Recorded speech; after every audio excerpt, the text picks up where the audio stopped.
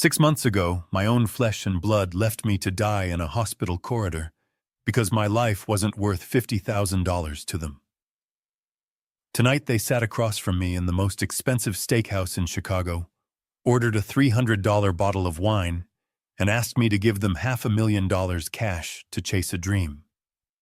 I looked at their smiling faces, I touched the scar hidden beneath my shirt, where the surgeons cut me open, and I prepared to burn their world to the ground. Before I tell you how I taught them a lesson they will never forget, please take a moment to subscribe to the channel. It really helps to share these stories. And let me know in the comments where you are watching from. I read every single one. The air conditioning inside the prime cut was set to freezing, but I was sweating. My charcoal suit, the one I had bought for my wife Beatrice's funeral 3 years ago, felt like a vice around my chest. It was too tight in the shoulders, and the wool was scratchy against my neck, but I didn't loosen my tie. I was raised to have manners, even when I was dining with vultures. I sat there and watched my son Brandon. He is 38 years old, but in that dim restaurant light, he looked like a child playing dress-up in his father's clothes.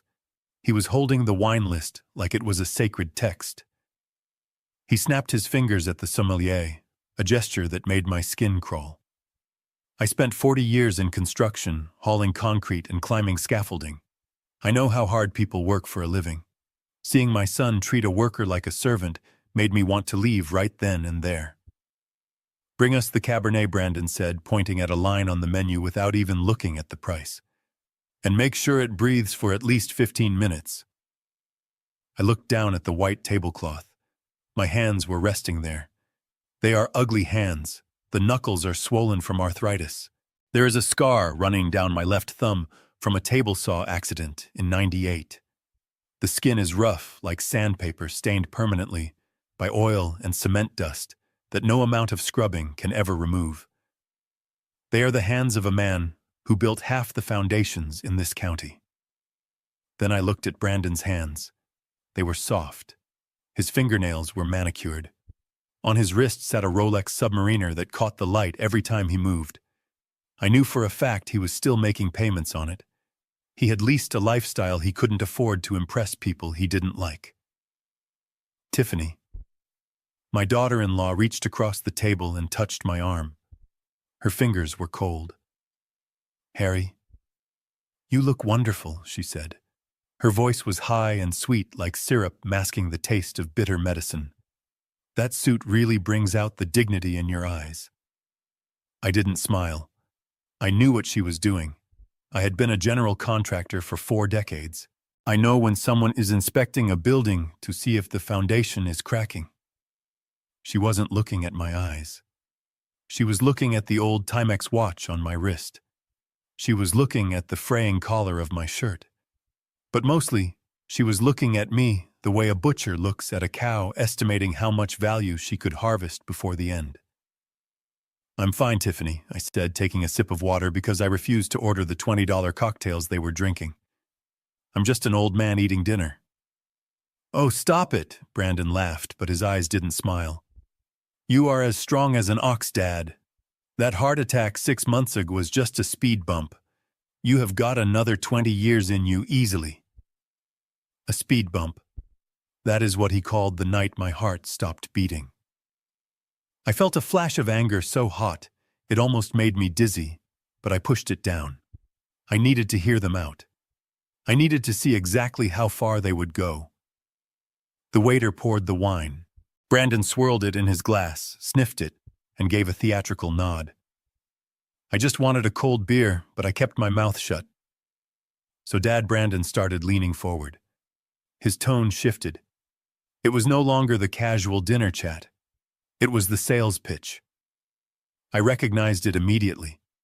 It was the same tone con artists used when they tried to sell me bad lumber back in the day. "We didn't just bring you here for the steak," he said, flashing a charming smile. "We have found it. The opportunity of a lifetime." Tiffany nodded enthusiastically beside him. "It is destiny, Harry. Absolute destiny." I slowly cut a piece of my steak. I chewed it thoroughly before answering. "What opportunity?" Brandon pulled out his phone and started swiping through photos. It is a location in the West Loop. Prime real estate. An old industrial warehouse that is just begging to be converted. Tiffany and I have been working on a concept. A fusion restaurant. High-end. Exclusive. The kind of place where you need a reservation 3 months in advance. He turned the phone towards me.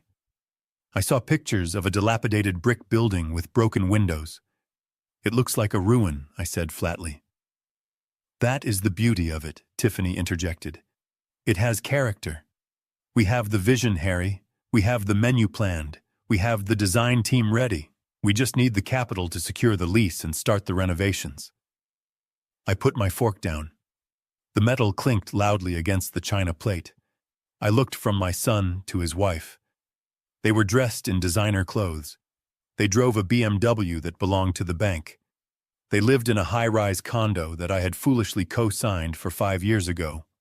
And here they were asking for more. How much, I asked. Brandon cleared his throat. He took a big sip of wine for courage. We have run the numbers, Dad. To secure the location, do the build-out, and have operating cash for the first 6 months, we need $500,000. The number hung in the air between us. $500,000. $500,000 cash, Brandon added quickly. We need to move fast. There are other bidders. If we can put the cash down this week, the landlord will give us the keys. I looked at him. Really looked at him. I tried to find the little boy who used to follow me around job sites carrying my tool belt. I tried to find the teenager I taught to drive in my old Ford truck, but they were gone. Sitting in front of me was a stranger with greedy eyes. You want $500,000, I repeated slowly. It is an investment, Dad, Tiffany said, her voice dropping to a conspiratorial whisper. Think about the legacy. The Foster family name on the hottest spot in Chicago. And we would pay you back, with interest, or equity. We can discuss the terms. They thought I was stupid. They thought that because I spent my life covered in drywall dust and sawdust, that my brain had stopped working. They thought that because I lived alone in the old house in the suburbs and drove a beat-up truck, that I didn't know the value of $1. I didn't say a word. I didn't scream. I didn't flip the table even though every fiber of my being wanted to. Instead, I reached into the inside pocket of my tight jacket. I pulled out my wallet. It was old leather, cracked and worn at the edges, shaped by years of sitting in my back pocket. Brandon's eyes lit up. He actually thought I was going to pull out a checkbook. He thought I was going to write him a check for $500,000 right there between the appetizer and the main course. But I didn't open the cash compartment. I reached into the hidden slot behind my ID. My fingers brushed against the folded piece of paper I had kept there for exactly 180 days. I pulled it out. It was a single sheet of paper folded into quarters, the edges soft and fuzzy from wear. I unfolded it slowly, smoothing it out on the crisp white tablecloth next to the wine glass. It wasn't a check. It wasn't a bank statement. Brandon looked down, confused. Tiffany squinted, trying to read the faded ink upside down. What is this? Brandon asked, his smile faltering for the first time. I placed my heavy, calloused hand on the paper. Read it, I said. My voice was low, but it cut through the noise of the restaurant like a diamond saw. Read the date, and read the total. It was a hospital bill from St. Jude's Medical Center dated November 14th of last year. The total amount due was $52,300, printed in bold red ink at the bottom. It was the cost of the emergency angioplasty and the specialized stent procedure that my insurance had deemed elective and refused to cover up front. Brandon picked up the paper. His manicured fingers brushed over the crinkled edges. He squinted at the numbers and then looked at me with a confused expression, as if I had handed him a menu in a language he didn't speak. That is a medical bill, he said, his voice flat. Why are you showing us this? Because 6 months ago, on that specific date, I was lying on a gurney in the emergency room hallway, convinced I was taking my last breaths. It started as a pressure in the center of my chest, like someone had parked a cement mixer right on my sternum. Then the pain radiated down my left arm and up into my jaw. I have broken bones, torn ligaments, and stepped on rusty nails in my line of work, but I have never felt pain like that. It was absolute and terrifying. The triage nurse told me I needed a specific procedure immediately to clear the blockage, but because of a clerical error with my provider and the specific nature of the device they needed to use, the hospital required a significant deposit before they could wheel me into surgery. They needed money I didn't have liquid in my checking account, so I did what any father would do. I reached for my phone with shaking hands. My vision was blurring at the edges, and every beat of my heart felt like it might be the last one. I scrolled to your name, Brandon, my firstborn, the boy I had carried on my shoulders, the man I had co-signed loans for. I pressed call. It rang 4 times. Then you answered. But you didn't say hello. I heard the heavy thumping bass of electronic dance music. I heard laughter and the clinking of glasses. You were shouting over the noise. "What is it, Dad?" you yelled. "I am kind of in the middle of something here." I tried to keep my voice steady, but I was gasping for air. "I told you I was at the hospital. I told you I was having a heart attack. I told you they needed a payment, or they wouldn't operate. And do you remember what you said to me, Brandon?" I looked across the table at him now. He shifted in his seat, taking a nervous sip of his expensive wine. He didn't answer, so I answered for him. You sighed.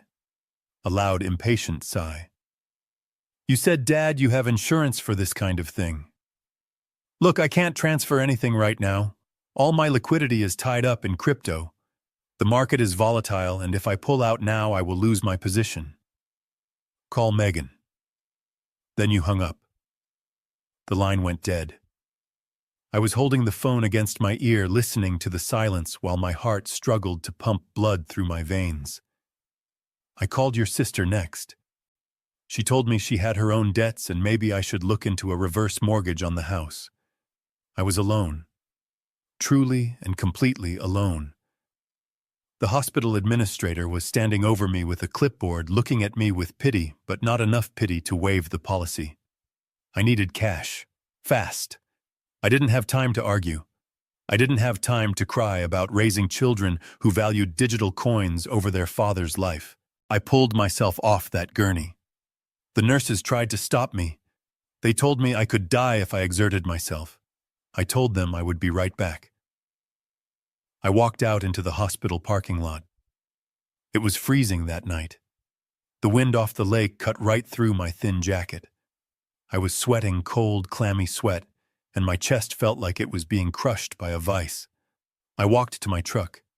It was a 1978 Ford F-150, custom cab, 2-tone paint blue and white. It wasn't just a truck. It was the first new vehicle I ever bought. It was the truck I drove when I picked up your mother for our first anniversary dinner. It was the truck where I taught you how to drive stick shift in the high school parking lot. It was the truck Beatrice loved. She used to say that the rumble of that V8 engine was the sound of safety because it meant I was coming home. I had restored it with my own hands. Every bolt, every hose, every inch of upholstery. It was worth $40,000 easily to the right collector. Maybe more. But I didn't have time to find a collector. I drove it wincing with every turn of the wheel down the street to a 24-hour used car lot that advertised instant cash for titles. The guy working there was a shark. He saw an old man clutching his chest, pale as a sheet, desperate for money. He walked around the truck, kicking the tires, pointing out invisible scratches. He knew what he had. He knew what I needed. "I will give you $12,000 for it," he said, blowing cigarette smoke in my face. "It is worth 3 times that," I wheezed. "Take it or leave it, Pops," he said, turning his back on me. I signed the title over on the hood of the truck. My hand was shaking so badly, I could barely write my own name. I took the check. I handed him the keys. I watched him get in and rev the engine, grinding the gears because he didn't know how to treat a lady like that. I walked back to the hospital in the cold. I paid the deposit. I had the surgery. And when I woke up in the recovery room, there were no flowers. There were no cards. There was just the empty chair beside my bed and the realization that my truck was gone and my children were strangers. I finished my story and let the silence hang heavy over the table. The noise of the restaurant seemed to fade away. Brandon was staring at his wine glass, refusing to meet my eyes. He looked uncomfortable but not heartbroken. He looked like a man who had been caught in a minor lie, not a son who had abandoned his father. But it was Tiffany's reaction that truly turned my stomach. She let out a short, dismissive breath, almost a laugh. She waved her hand in the air as if she were shooing away a fly. "Oh, for heaven's sake, Harry," she said, rolling her eyes. "That is ancient history. Why are you bringing up all that drama now?" "Drama," I repeated, my voice low and dangerous. "Yes, drama," she said, leaning forward, her jewelry clinking against the table. "You survived, didn't you? You are sitting right here eating a steak. The surgery obviously worked. And honestly, that old truck was an eyesore. It smelled like gasoline and old dogs. You should be thanking us for forcing you to upgrade." She picked up her wine glass and took a long swallow, leaving a lipstick stain on the rim. "We are talking about the future here, Harry," she continued, her voice taking on that lecturing tone she used when she thought I was being difficult. "We are talking about building generational wealth. We are talking about an investment that will pay off 10 times over. Why are you dwelling on the past when we are trying to make you rich? You need to get over it. We were busy, people get busy, it happens. Now about the 500,000. I looked at her. I looked at the woman my son had married. I saw the absolute void behind her eyes where empathy should have been. She didn't care that I had almost died. She didn't care that I had to sell the last physical piece of my wife I had left. To her, my near-death experience was just an inconvenience, a stumbling block in her conversation about money. She thought I was just an ATM with a pulse. And Brandon, my son, sat there and let her speak to me that way. He didn't defend me. He didn't apologize. He just nodded along, tapping his fingers on the table, waiting for me to open my wallet again. I felt a cold calm wash over me. It was the same calm I felt before demolishing a condemned building. "You check the supports, you clear the area, and you plant the charges." "You are right, Tiffany," I said, folding the invoice and putting it back into my pocket. "I am alive, and I am thinking about the future." Their faces lit up. They thought they had won. They thought the old man had capitulated just like he always did. "Good," Brandon said, smiling that plastic smile. "I knew you would see reason, Dad. So how do we do this?" "A wire transfer would be fastest. We can go to the bank tomorrow morning." I picked up my napkin and wiped my mouth. I stood up slowly, buttoning my tight jacket. "I am not giving you a wire transfer," I said. Brandon looked confused. "A check, then. A cashier's check is fine." "I am not giving you a check either," I said. Tiffany's smile faltered. "Then how are you going to give us the money?" I looked down at them. I looked at the expensive wine, the unfinished steaks, the Rolex, the designer dress. I looked at two people who believed the world owed them a living simply because they existed. I reached into my pocket again. This time I pulled out a single $100 bill. I dropped it onto the table. It fluttered down and landed right in the center of their plate of appetizers. "That is for my steak," I said. "Dad." "What are you doing?" Brandon asked, his voice rising in panic. "Sit down. We haven't finished discussing the business plan." "There is no business plan," I said. "And there is no $500,000. Not for you." Tiffany stood up her chair, scraping loudly against the floor. "You can't be serious. You have the money. We know you have it. You sold the house. You have savings. You are just being spiteful because we didn't pick up the phone one time." One time I laughed, a dry, humorless sound. It wasn't one time. It was a lifetime of taking and never giving. It was a lifetime of you thinking I was a fool. I turned to walk away. Brandon grabbed my arm. His grip was weak, nothing like the grip of a man who worked with his hands. "Dad, stop," he hissed. "You are making a scene. People are staring." "Let them stare," I said, pulling my arm free. "Maybe they will learn something." I walked out of the restaurant. I didn't look back. I heard Tiffany shouting something about being selfish, but her voice was drowned out by the blood rushing in my ears. I walked out into the cool night air of Chicago. The city lights were blurring. I felt lightheaded, but not from sickness. I felt lightheaded from the sheer weight of the bridge I had just burned. But I knew this wasn't over. As I walked towards the bus stop, my phone started buzzing in my pocket. It was Megan. Then Jason, my son-in-law. The vultures were gathering. They wouldn't let $500,000 slip away without a fight. They would come for me. They would come with guilt, with threats, with tears. But they didn't know one thing. They didn't know that the Harold Foster they thought they could manipulate had died on that operating table 6 months ago. The man who walked out of that hospital was someone else entirely, and he was ready for war. I locked the heavy oak front door, and through the deadbolt the sound of the metal sliding into place, echoing like a gunshot in the silent hallway. Outside I could still hear Megan's muffled sobbing and Jason's angry shouting. But they were on the other side of 2 inches of solid wood and 40 years of paid-off mortgage. I didn't look out the window. I didn't check to see if they were leaving.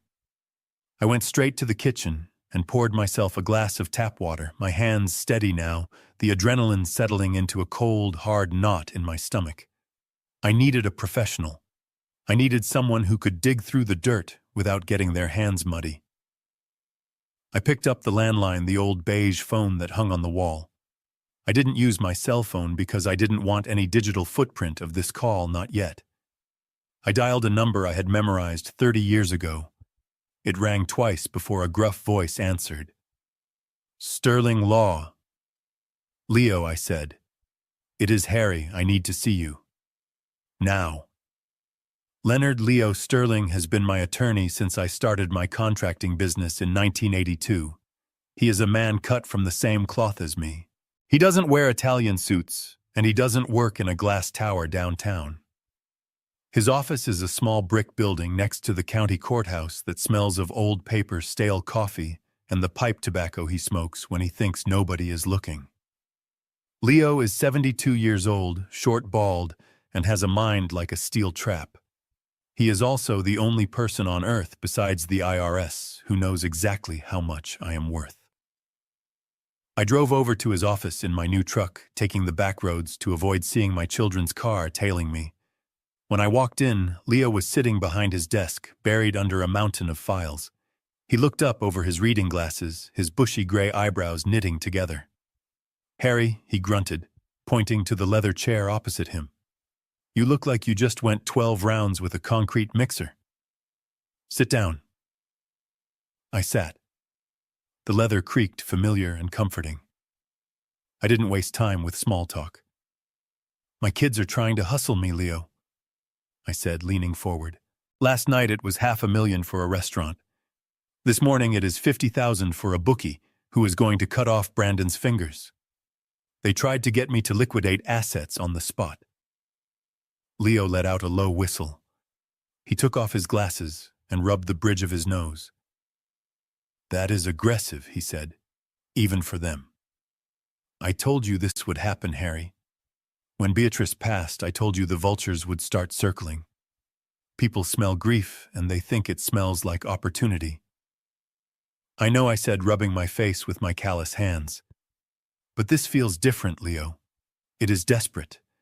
They are not just greedy, they are panicked. Brandon is terrified of something, and Jason was looking at my garage like he wanted to pawn my lawnmower." Leo opened a drawer and pulled out a yellow legal pad and a fountain pen. "So what do you want to do?" he asked. Do you want to cut them a check and make them go away? No, I said sharply. Not a dime. I want to know the truth. I want to know what is actually happening. Leo nodded, scratching something on the pad. Okay. We dig. I need you to run a full financial background check on Brandon, I said. I want to know every credit card, every loan, every lien. If he owes money to a bookie, I want to know who. If he is in trouble, I want to know how deep. And Leo, I want you to look into a property in the West Loop, an old industrial warehouse. Brandon said he wanted to lease it for a restaurant. Leo stopped writing and looked up, his eyes sharp. Lease it, he asked. That is what he said. $500,000 for the lease and the build-out. Leo snorted. $500,000 for a lease in this market. Harry, that buys you a building in some neighborhoods. If he is asking for that much cash up front for a rental, he is either the worst businessman in Chicago or he is lying. He is lying, I said. I just need to prove it. Leo leaned back in his chair, tenting his fingers. You know, Harry, if we open this door, you might not like what we find. Sometimes it is easier to be the grumpy old man who said no than to be the father who knows exactly how rotten his kids are. I thought about that. I thought about the way Megan had looked at me this morning, the way she called me a monster.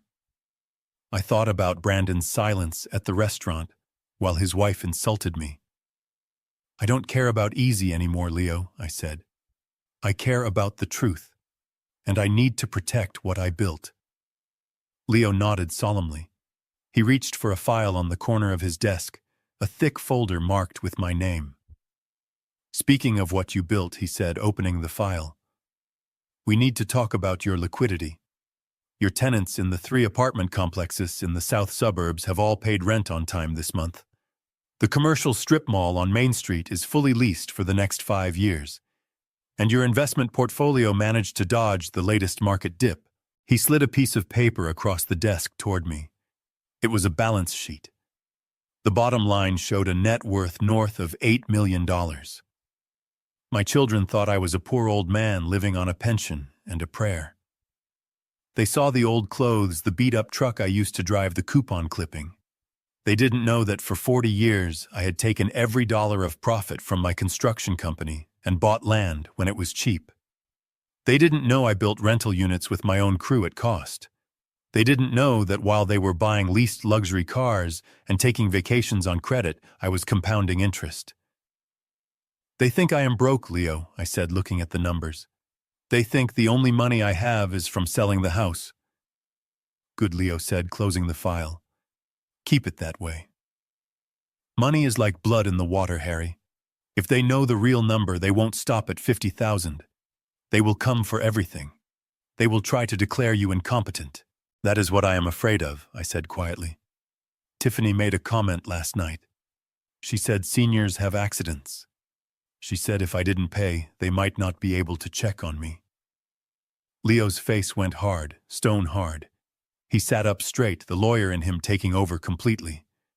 She threatened you, he asked, his voice low. She implied it. Leo picked up the phone on his desk. I am putting a rush on this investigation, Harry. I have a private investigator I use for heavy cases. Ex-cop. Good at finding things people want hidden. I will have him on Brandon and the West Loop property by noon. He looked at me, and for the first time I saw genuine concern in his eyes, not just professional interest. And Harry, watch your back. If they are desperate enough to threaten you, they are desperate enough to do something stupid. Lock your doors. Don't let them in. I left Leo's office an hour later feeling a little lighter, but also heavier in a different way. I had set the wheels in motion. The investigation would yield results. But the reality of having to investigate my own son was a weight that sat on my chest like a wet bag of cement. I drove home. The house was quiet when I arrived. The silver SUV was gone. I checked the perimeter of the property like I was inspecting a job site. The fence I had fixed this morning was sturdy. The windows were intact. But the sense of safety I used to feel in my own home was gone, cracked down the middle. I went inside and locked the door behind me. The house felt too big without Beatrice. It was 4 bedrooms of silence. I walked into the kitchen and opened the pantry. It was stocked with canned soup crackers and instant coffee. I could afford steak. I could afford lobster. I could afford to hire a personal chef. But old habits die hard. I heated up a can of tomato soup on the stove, standing there watching the red liquid bubble. I ate it standing at the counter, dipping a piece of stale bread into the bowl. I looked at the photo of Beatrice on the fridge. It was taken 5 years ago on our 40th anniversary. She was smiling that warm, easy smile that made everything feel all right. I failed them, B, I whispered to the empty room. We tried to give them a better life than we had. We didn't want them to have to mix mortar in the freezing cold or scrub floors. We gave them college degrees. We gave them down payments. We gave them easy, and we ruined them. The phone rang, making me jump.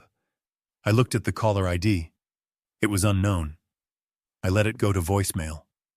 I wasn't ready to talk to anyone. 10 minutes later, my cell phone buzzed. It was a text message from Leo. I made a few calls. Preliminary look at the West Loop property. You need to come back to the office tomorrow morning. You are not going to believe this. I stared at the screen. My gut tightened. The intuition that had kept me alive on dangerous construction sites for 40 years was screaming at me. I put the bowl in the sink. I checked the locks on the doors one more time.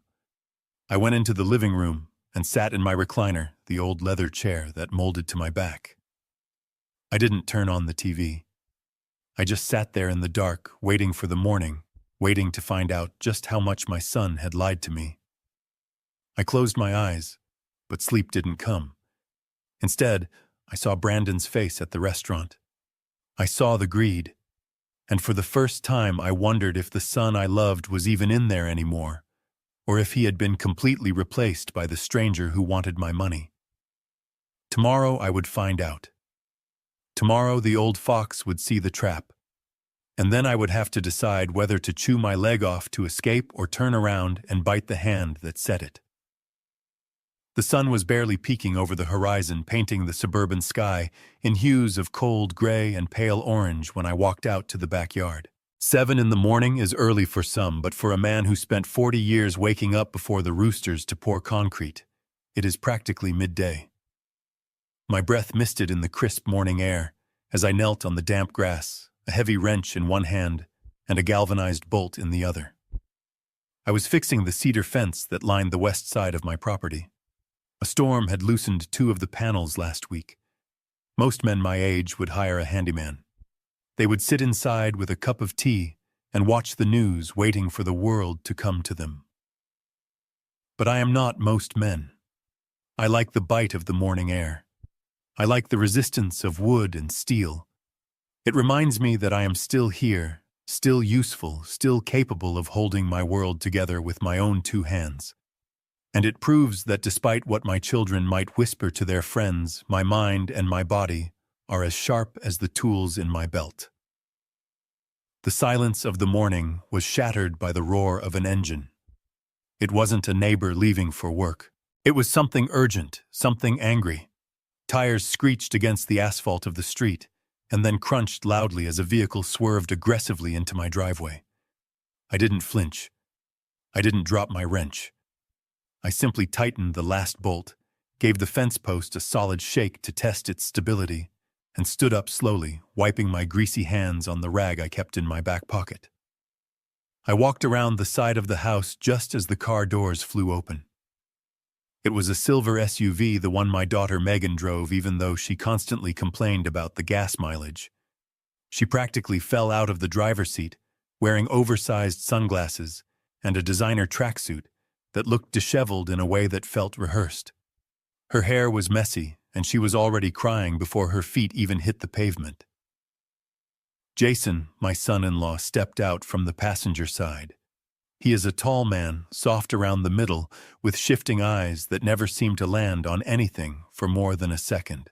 He was wearing a hoodie and jeans, looking around my property with a kind of nervous energy that put me on edge immediately. Dad! Megan screamed, running across the lawn. She threw herself at me, clutching my arm with a grip that was surprisingly strong. You have to help, please, you have to help us. I stiffened. I didn't hug her back, not yet. I needed to assess the situation first. This wasn't a social call, not at 7 in the morning with that kind of entrance.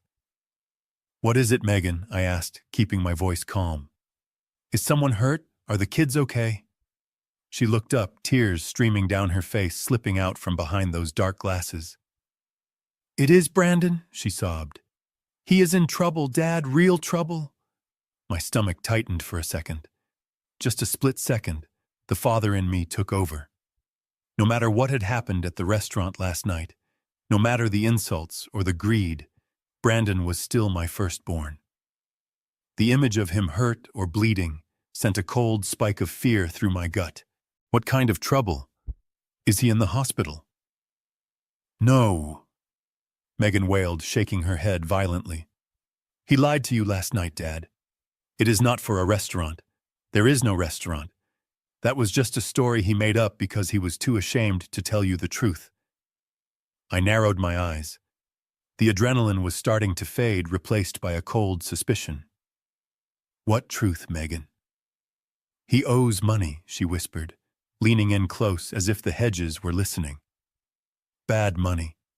He got mixed up with some people online, some gambling syndicate, and he lost everything. He tried to win it back, and he dug the hole deeper.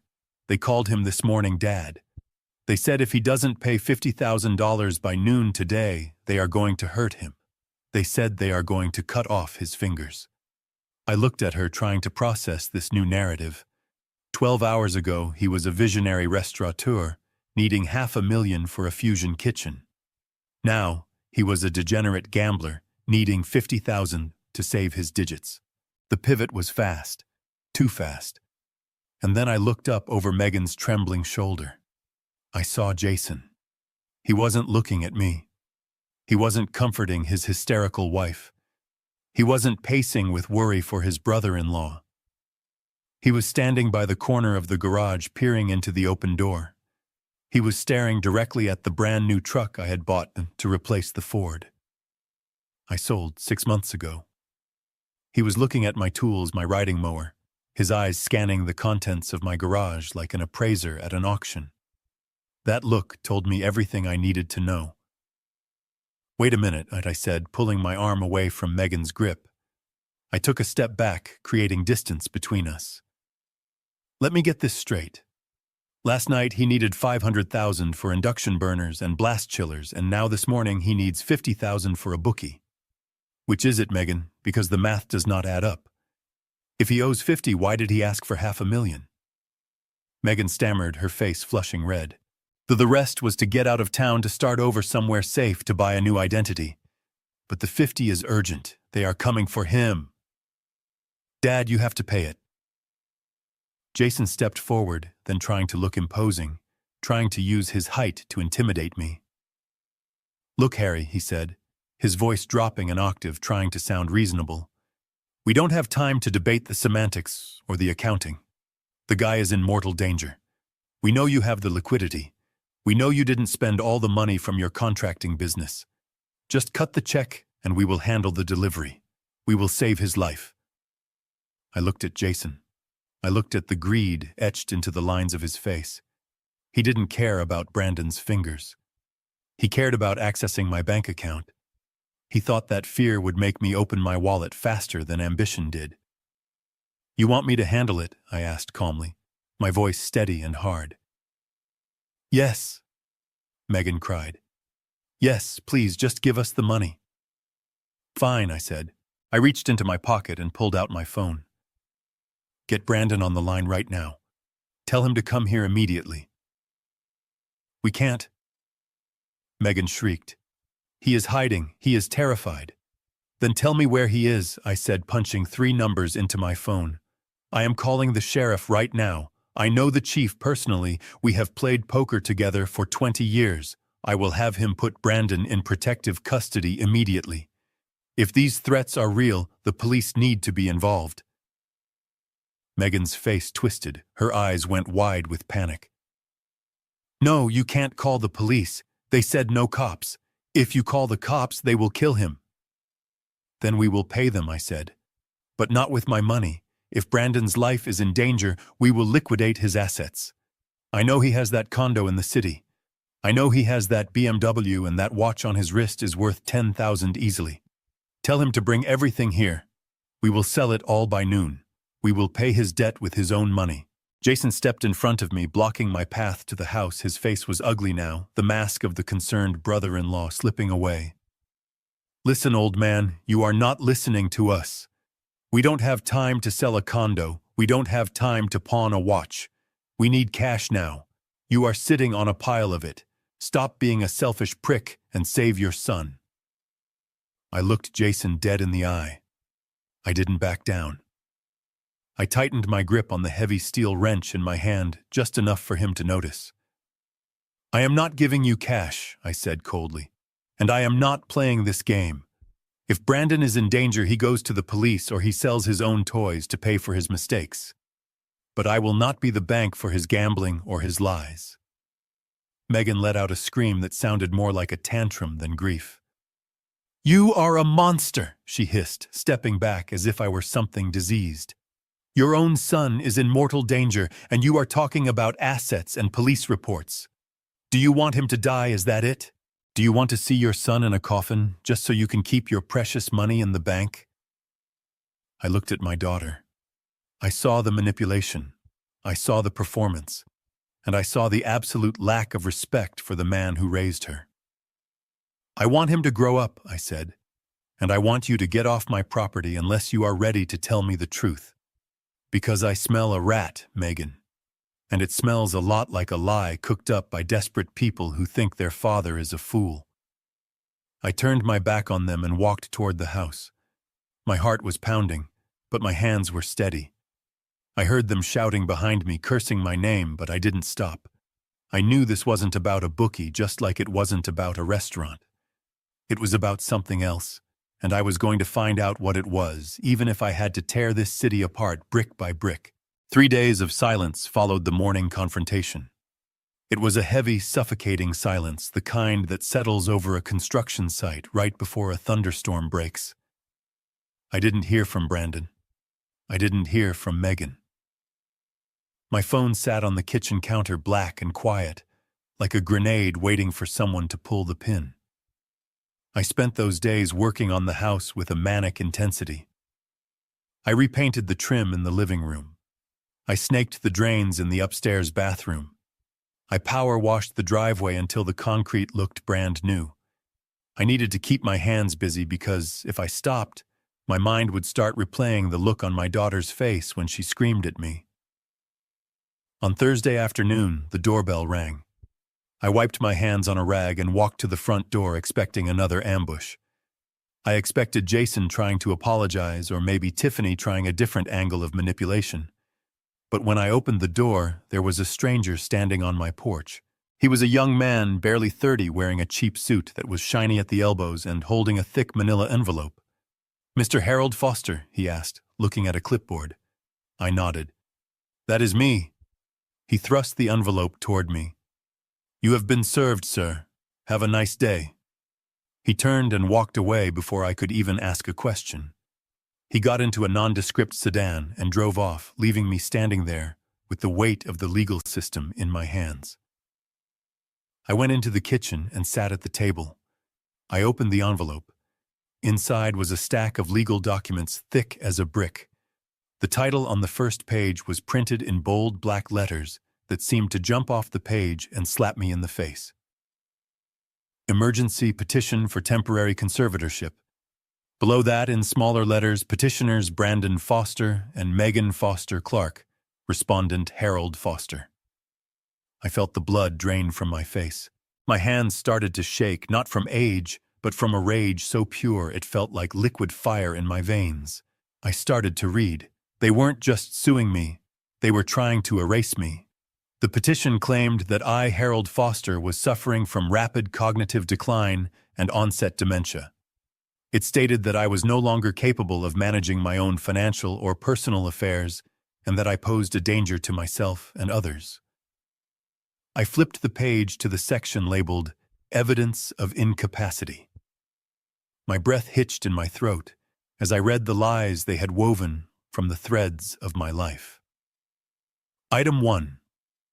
The respondent recently sold a vintage vehicle valued at $40,000 for a fraction of its worth, exhibiting poor judgment and financial confusion. They used the sale of the Ford. They used the moment I saved my own life, the moment I sacrificed my most prized possession, because they wouldn't help me as proof that I was losing my mind. They twisted my desperation into dementia. Item 2. The respondent has exhibited aggressive and erratic behavior in public, including a recent incident at a fine dining establishment, where he threw money at family members and caused a scene indicating a loss of emotional control. My stand at the steakhouse. My refusal to be bullied. They had painted it as the tantrum of a senile old man. Item 3. The respondent is living in squalor, attempting unnecessary and chaotic home repairs at inappropriate hours, signaling a breakdown in daily living skills, fixing my fence at 7 in the morning, keeping my house maintained. To them, it was chaos. To them, a man working with his hands was a man losing his grip. They wanted everything. The petition asked the court to freeze all my assets immediately. It asked for Brandon to be named the conservator of my estate, giving him full control over my bank accounts, my properties, and my investments. It asked for Megan to be named the conservator of my person, giving her the legal right to decide where I lived and what medical care I received. They wanted to put me in a home. They wanted to lock me away in a facility, medicate me until I drooled, and sell off everything I had built for pennies on the dollar so they could open their restaurant and pay off their debts. I didn't scream. I didn't cry. I stood up, grabbed the keys to my new truck, and walked out the door.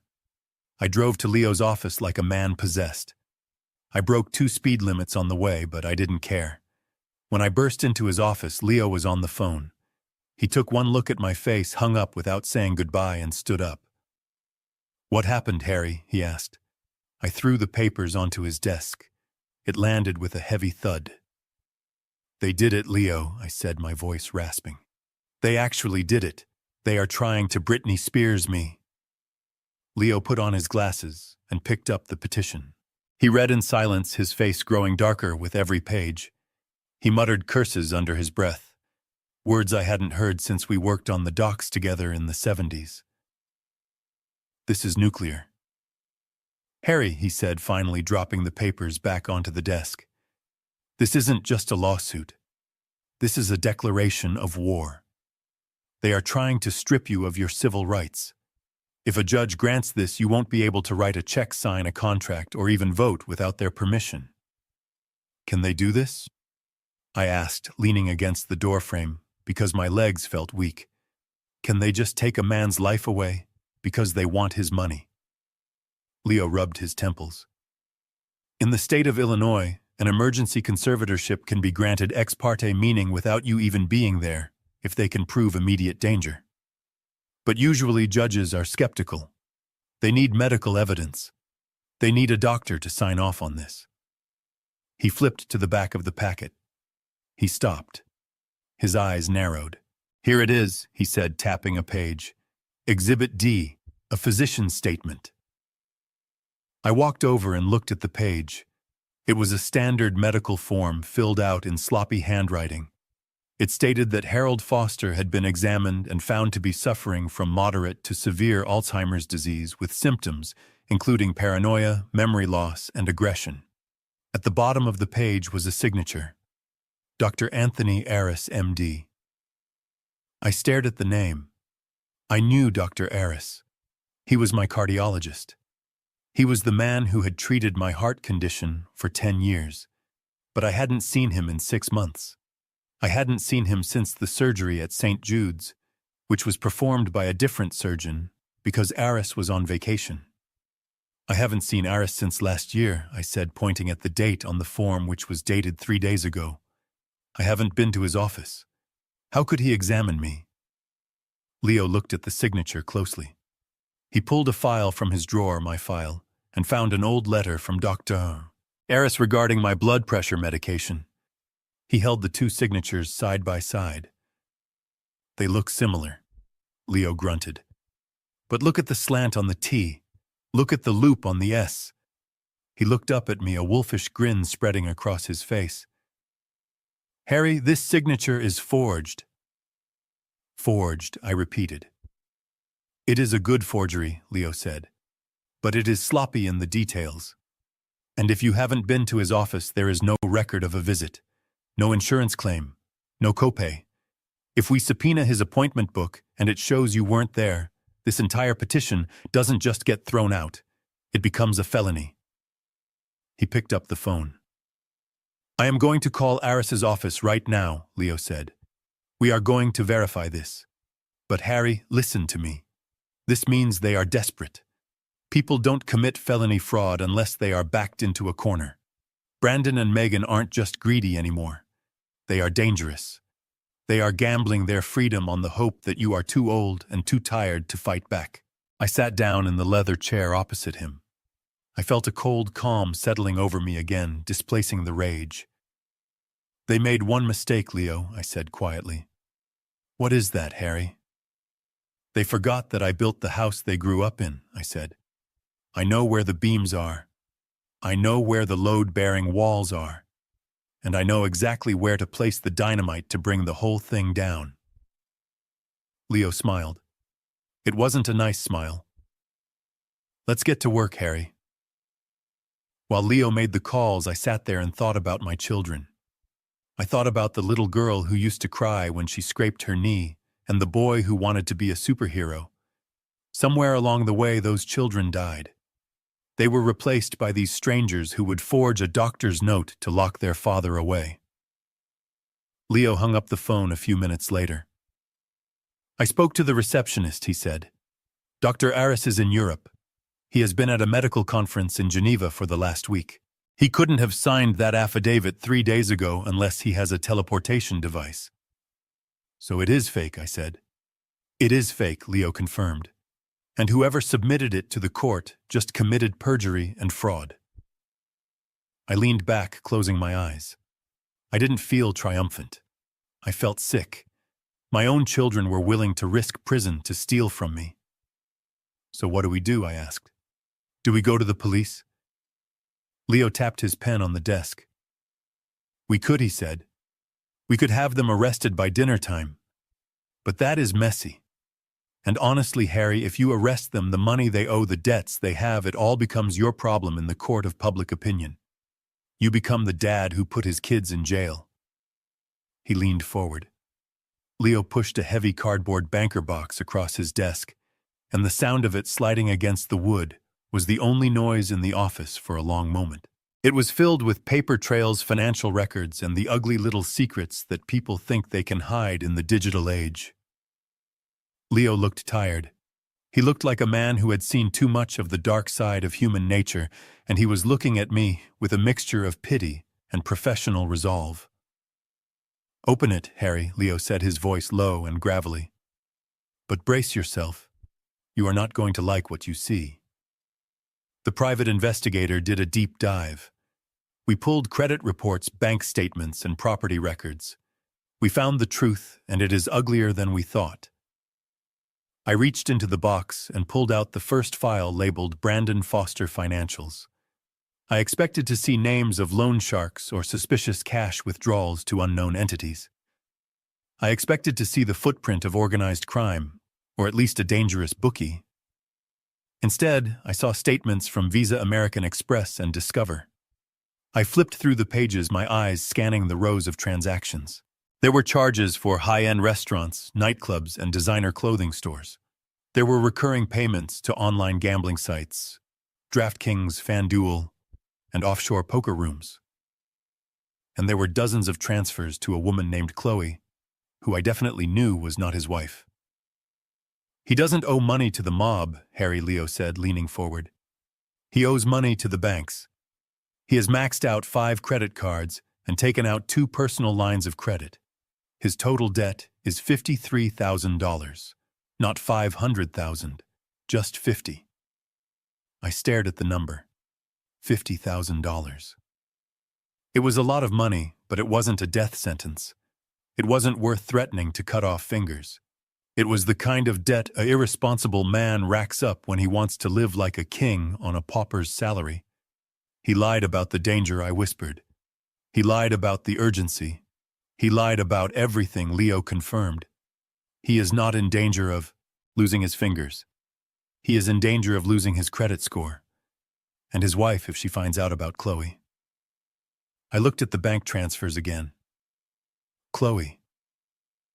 Thousands of dollars sent to a woman who wasn't Tiffany. My son wasn't just a liar and a gambler. He was an adulterer. He was betraying everyone in his life simultaneously. The image of the desperate, terrified man he played at my front door dissolved, replaced by the image of a selfish child playing with matches. But why 500,000? I asked, my voice barely a whisper. If he owes 50, why ask for $500,000? Even with the mistress, that is a huge leap.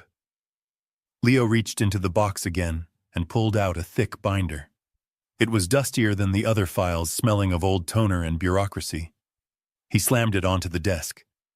This is why, he said. This is the West Loop property. I opened the binder. The first page was a listing from a commercial real estate liquidation firm. There was a photo of the brick warehouse Brandon had shown me on his phone. But there was no for lease sign in the window. There was a foreclosure notice. Read the listing price, Leo said. I looked at the bold print. Bank owned. Cash only. As is. Price $450,000. $450, I said. Leo nodded. And Brandon asked for $500. Do the math, Harry. He wants the extra $50 to pay off his credit cards. I said, the realization hitting me like a physical blow. He pays off his gambling debt, gets rid of the mistress payments, and breaks even. It is worse than that, Leo said, his eyes hard. Look at the title search. I had my guy pull the preliminary purchase agreement that was drafted yesterday. It hasn't been signed by you. It was drafted for a buyer named B&T Hospitality Group, LLC. Who is B&T Hospitality, I asked, though I already knew the answer. Brandon and Tiffany, Leo said. He incorporated it 3 days ago, Harry. He isn't trying to lease that building for a restaurant. He is trying to buy it. He wants you to give him the cash, thinking you are paying for a lease and renovations. But he is going to use that cash to buy the property outright, free and clear in his name. I sat back, the room spinning slightly. He steals the property, I said, my voice trembling with rage. He uses my money to buy himself an asset worth $500,000. And it doesn't stop there. Leo continued, ruthlessly laying out the autopsy of my son's scheme. Once he owns it free and clear, do you know what he does next? He waits 6 months. He does some cosmetic paint jobs. Then he goes to a bank and takes out a commercial mortgage against the property. A cash-out refinance. He pulls out $300,000 or $400,000 of equity. He pays off his debts, buys a new car, maybe goes on a vacation with Chloe. And if the restaurant fails, if he never even opens it, he walks away. He still has the money. And you are left with nothing but a hole in your bank account and a son who ghosted you. It was brilliant. In a twisted, evil way, it was brilliant. It was the kind of scheme that required planning, foresight, and a complete lack of conscience. He was going to steal a building, I said. He was going to steal a building right under my nose and make me thank him for the privilege of investing. And to make sure you didn't ask questions, Leo added, pointing to the medical file he tried to take away your legal right to object. Leo opened the final folder. Inside was the affidavit from Dr. Aris's office manager, notarized and stamped. It stated unequivocally that Dr. Anthony Aris had been out of the country on the date the medical evaluation allegedly took place. It included a copy of his flight itinerary and his hotel receipts from Geneva. This is the nail in the coffin, Harry, Leo said softly. Forging a doctor's signature on a court document isn't just a dirty trick. It is a Class 3 felony. It is perjury. It is fraud. If we hand this to the district attorney, Brandon doesn't just lose the lawsuit. He goes to prison. Minimum 3 years, maybe 5. I looked at the documents spread out across the desk. The credit card statements showing the gambling, the real estate listing showing the foreclosure, the affidavit proving the forgery. It was a map of my son's soul, and it was a barren, ugly landscape. I thought about the morning he was born. I thought about how I held him in my arms, his skin so new and fragile, and promised to protect him from the world. I thought about the days I spent teaching him how to ride a bike, how to throw a baseball, how to be a man. Somewhere I had failed. I had raised a wolf and invited him into the sheepfold. But I wasn't a sheep. I was the shepherd. And sometimes the shepherd has to shoot the wolf to save the flock. I felt the tears prickling behind my eyes, hot and stinging. Not tears of sadness. Tears of mourning for the relationship that was dead. The son I loved was gone. In his place was a criminal who viewed me as prey. "Can we stop him?" I asked, my voice steadying. "We can bury him," Leo said. "We can file a counter motion. We can present this evidence to the judge. We can have him arrested for fraud before the sun goes down." I shook my head slowly. "No," I said. "An arrest is too quick. It is too clean. He will play the victim. He will cry to his mother's memory. He will tell the family I am a vindictive old man who put his son in jail over a misunderstanding. I don't want him to be a martyr, Leo. I want him to be exposed. I want him to feel the ground crumble beneath his feet the way he tried to make it crumble beneath mine." I picked up the real estate listing. I looked at the price again. $450,000. I stood up and walked to the window looking out at the dusty street. "Buy it," I said. Leo paused. "Excuse me." "Buy the building," I said, turning to face him. "Use the liquidity in the trust. Make a cash offer today. Full asking price. $450,000. No contingencies. Quick close. I want the deed in my name, Harold Foster, by tomorrow afternoon." Leo stared at me, his mouth slightly open. Then a slow smile spread across his face. "You are going to hijack his deal," he said. "I am going to buy the stage for his little play," I said. "And then I am going to invite him to perform." "Call him," I continued, the plan crystallizing in my mind like concrete setting in a mold. "Call Brandon. Tell him I am breaking. Tell him the lawsuit has scared me. Tell him I am confused and tired and I just want to make peace.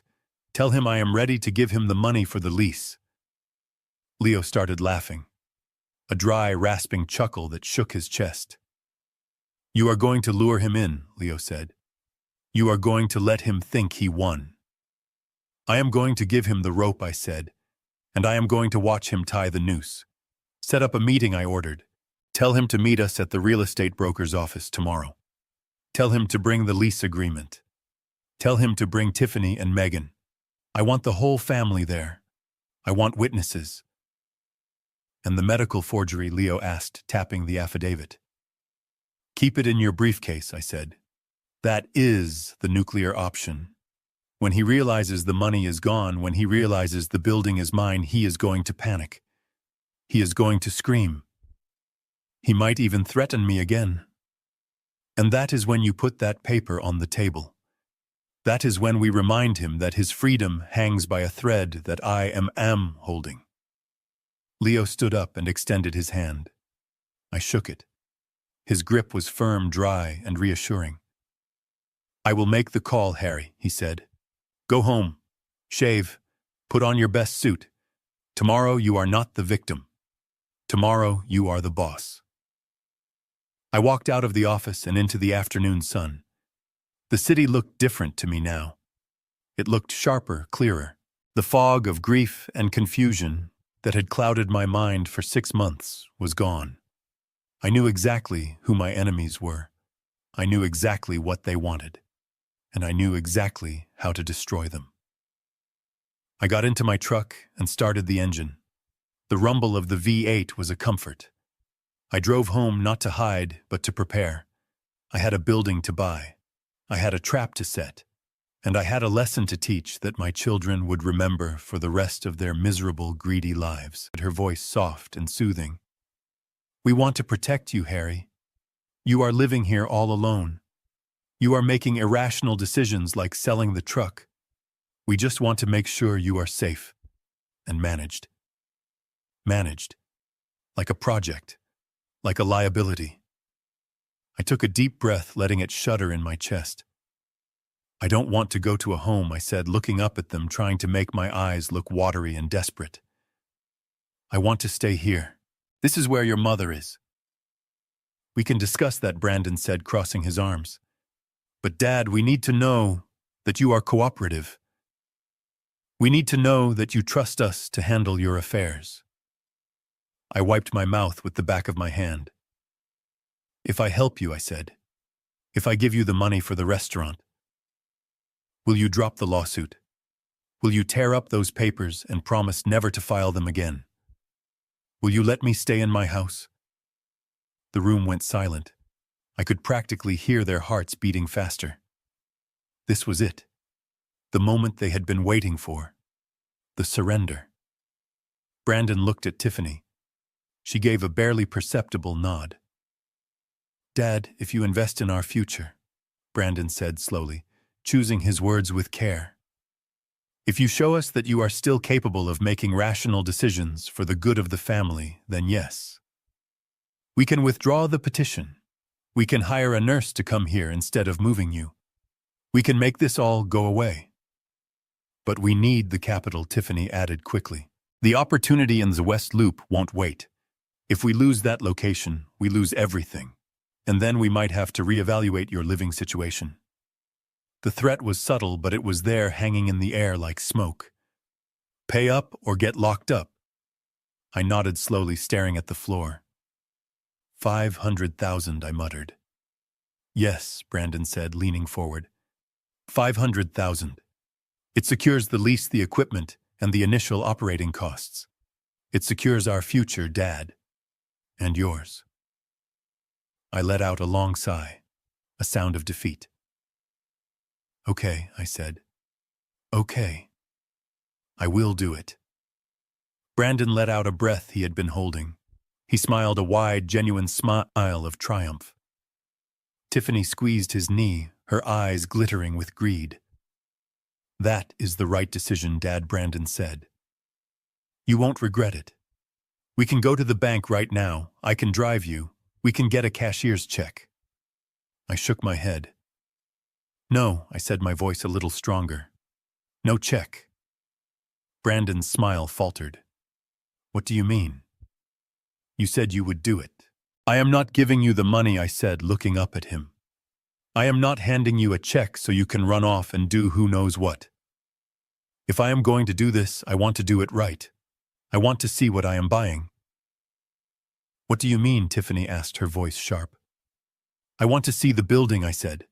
I want to meet the landlord. I want to hand the check to the owner of the property myself. I want to sign the lease as a guarantor if I have to, but I want to be there. I want to see your future, Brandon. If this is going to be my legacy, I want to touch the bricks. Brandon hesitated. I saw the calculations running behind his eyes. He was wondering if this was a trap. He was wondering if he could pull it off. He had told me he was leasing it, but I knew he was buying it. He probably had the broker set up to play along, or he figured he could explain away the purchase agreement as a lease-to-own deal once we were in the room. He was arrogant enough to think he could talk his way through the details. Dad. That is really complicated, Brandon said. The landlord is a busy guy. The broker handles everything. Then call the broker, I said. Set up a meeting, tomorrow. If I don't hand the check to the person responsible for the building, you don't get a dime. And you can drag me to court, but I will fight you every inch of the way, and I will spend every penny I have on lawyers before I let you declare me incompetent. It was a gamble. I had to show just enough spine to make the threat real, but keep enough weakness to make them believe they could still manipulate me. Brandon looked at Tiffany again. They were having a silent conversation. They figured they could handle the broker. They figured that once I saw the papers, they could confuse me with jargon or simply lie about what I was signing. After all, I was just a senile old man who fixed fences at dawn. "Okay, Dad," Brandon said. "Okay, if that is what it takes. We will set it up tomorrow morning."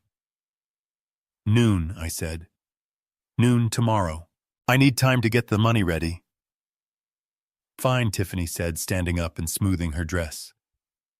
"Noon. But Harry, don't back out. If you play games with us tomorrow, the deal is off and the lawsuit goes forward. Do you understand?" "I understand," I said, lowering my head again. "I just want peace." "We all want peace, Harry," Tiffany said, patting my shoulder with a condescending rhythm. "You are doing the right thing." Finally.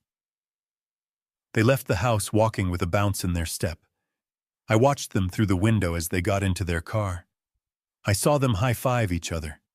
They were celebrating. They were counting the money. They were picking out the colors for their new kitchen. As soon as their taillights disappeared around the corner, I stood up. I straightened my back. I unbuttoned the flannel shirt and threw it into the laundry hamper. I walked into the bathroom and looked at myself in the mirror. The gray stubble made me look old, yes, but the eyes staring back at me were clear and cold. I grabbed my razor and shaving cream. I shaved off the stubble, revealing the sharp line of my jaw. I splashed cold water on my face, washing away the performance, washing away the victim. I walked into my bedroom and opened the closet. I pushed aside the work shirts and the old jackets. In the back, protected by a plastic cover, was my best suit. It wasn't the charcoal one I wore to the funeral. It was a navy blue Italian wool suit I had bought 10 years ago for a meeting with the City Planning Commission. It was tailored. It was sharp. It was the suit of a man who commanded respect. I laid it out on the bed. I polished my black dress shoes until they shone like mirrors. They thought they were walking into a closing. They thought they were walking into a payday. They were walking into an execution. I picked up my phone and called Leo. "It is set," I said. "Noon tomorrow." They took the bait. "Good," Leo said. "I closed on the property an hour ago. The deed is being recorded as we speak. By tomorrow morning, you will legally own every brick, every window, and every square inch of that warehouse." "And the broker?" I asked. "He is on board," Leo chuckled. "It turns out he doesn't like Brandon very much. Brandon tried to cut his commission last week. The broker is more than happy to let the real owner of the building run the meeting." "Perfect," I said. "Harry," Leo said, his voice turning serious. "Are you ready for this? When you drop this hammer, there is no going back. They will hate you." "Let them hate me," I said. "I would rather be hated and respected than loved and robbed." I hung up the phone. I looked around my empty, silent house. Tomorrow the silence would be broken. Tomorrow the truth would come out screaming, and I would be the one holding the microphone. The office of Platinum Key Realty was located on the 42nd floor of a glass tower that pierced the Chicago skyline like a needle. It was a place designed to intimidate.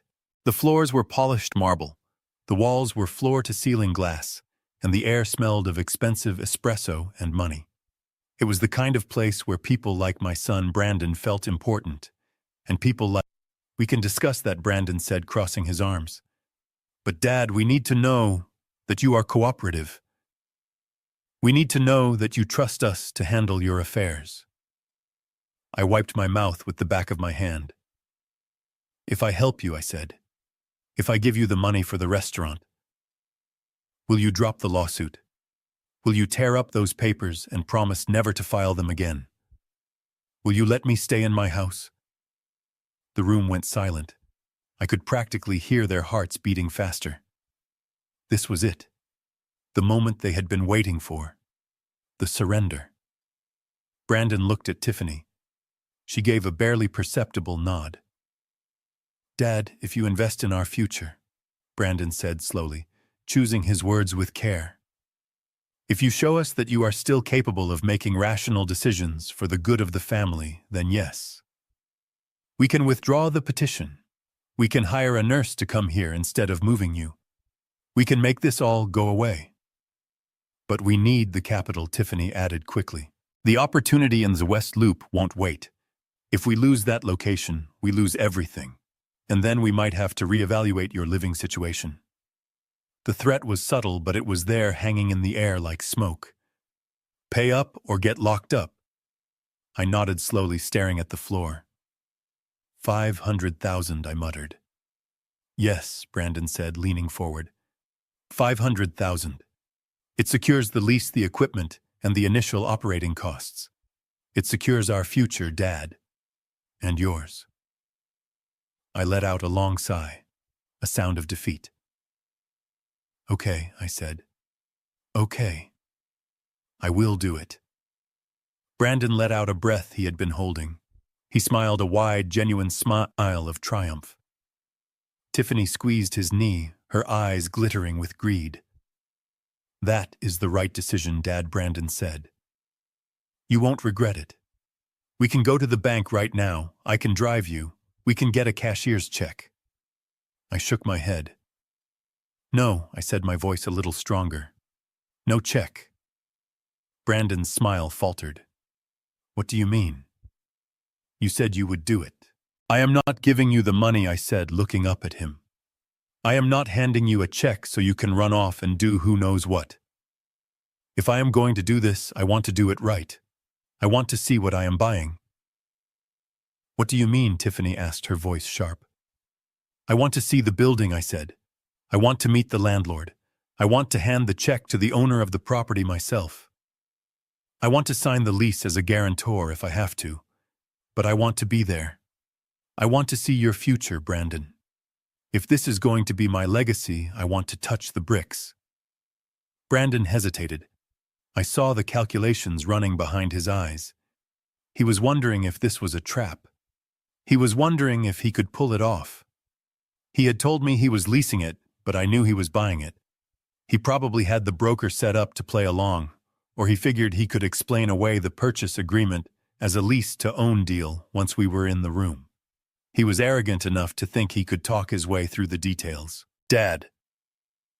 That is really complicated, Brandon said. The landlord is a busy guy. The broker handles everything. Then call the broker, I said. Set up a meeting, tomorrow. If I don't hand the check to the person responsible for the building, you don't get a dime. And you can drag me to court, but I will fight you every inch of the way, and I will spend every penny I have on lawyers before I let you declare me incompetent. It was a gamble. I had to show just enough spine to make the threat real, but keep enough weakness to make them believe they could still manipulate me. Brandon looked at Tiffany again. They were having a silent conversation. They figured they could handle the broker. They figured that once I saw the papers, they could confuse me with jargon or simply lie about what I was signing. After all, I was just a senile old man who fixed fences at dawn. Okay, Dad, Brandon said. Okay. If that is what it takes. We will set it up. Tomorrow morning.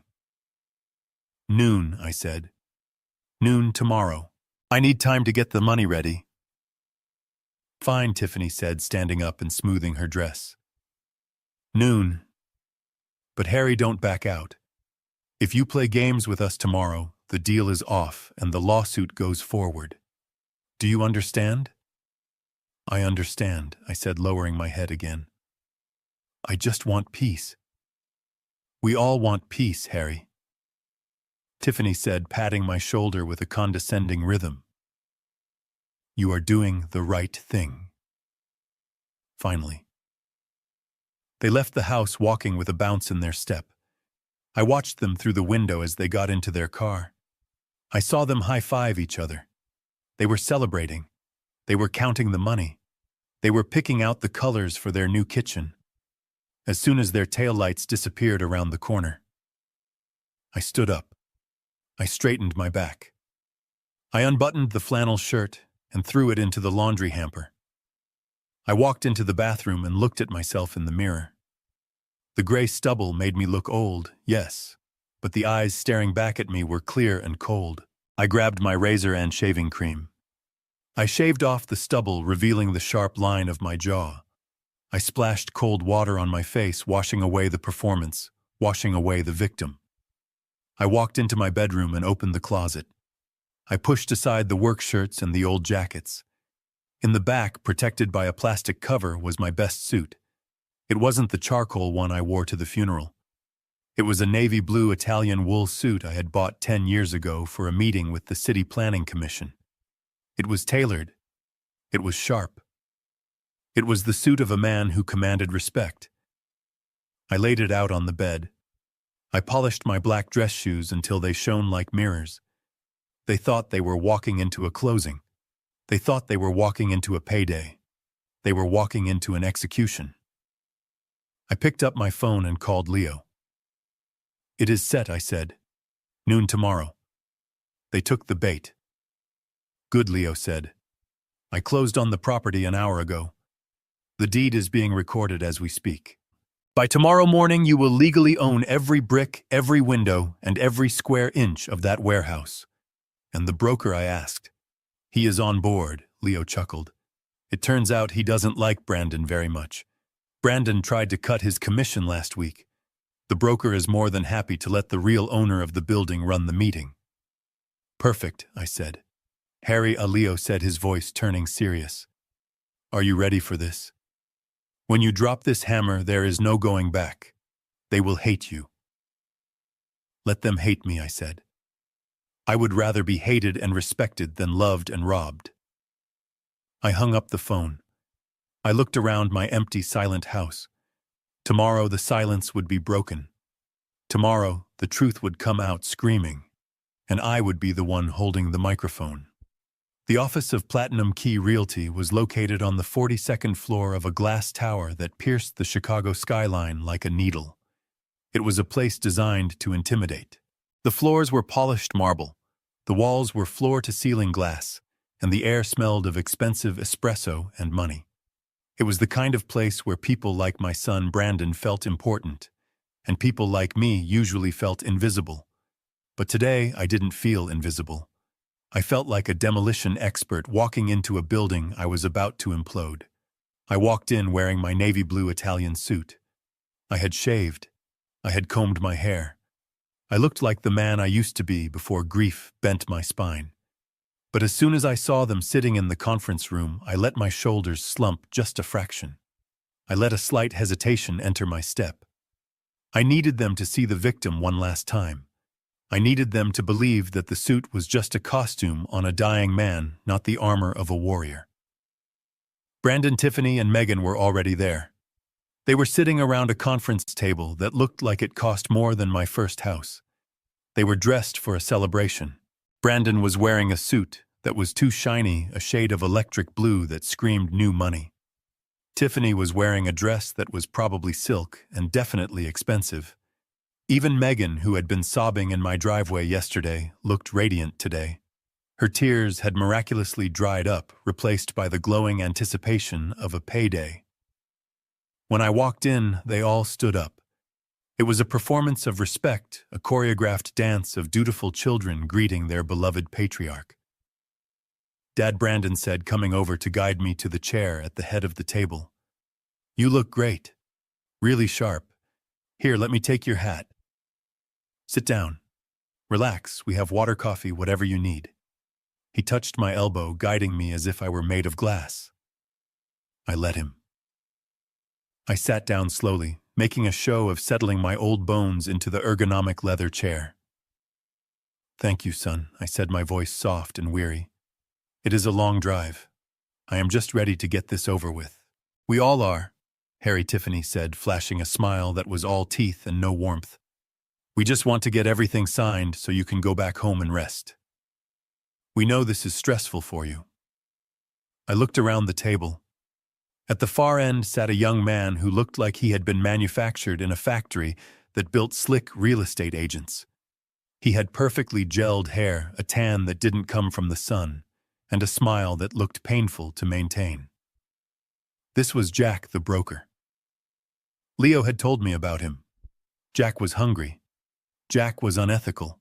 And Jack had absolutely no idea that the ground beneath his feet was mined. "Mr. Foster," Jack said, smoothing his tie.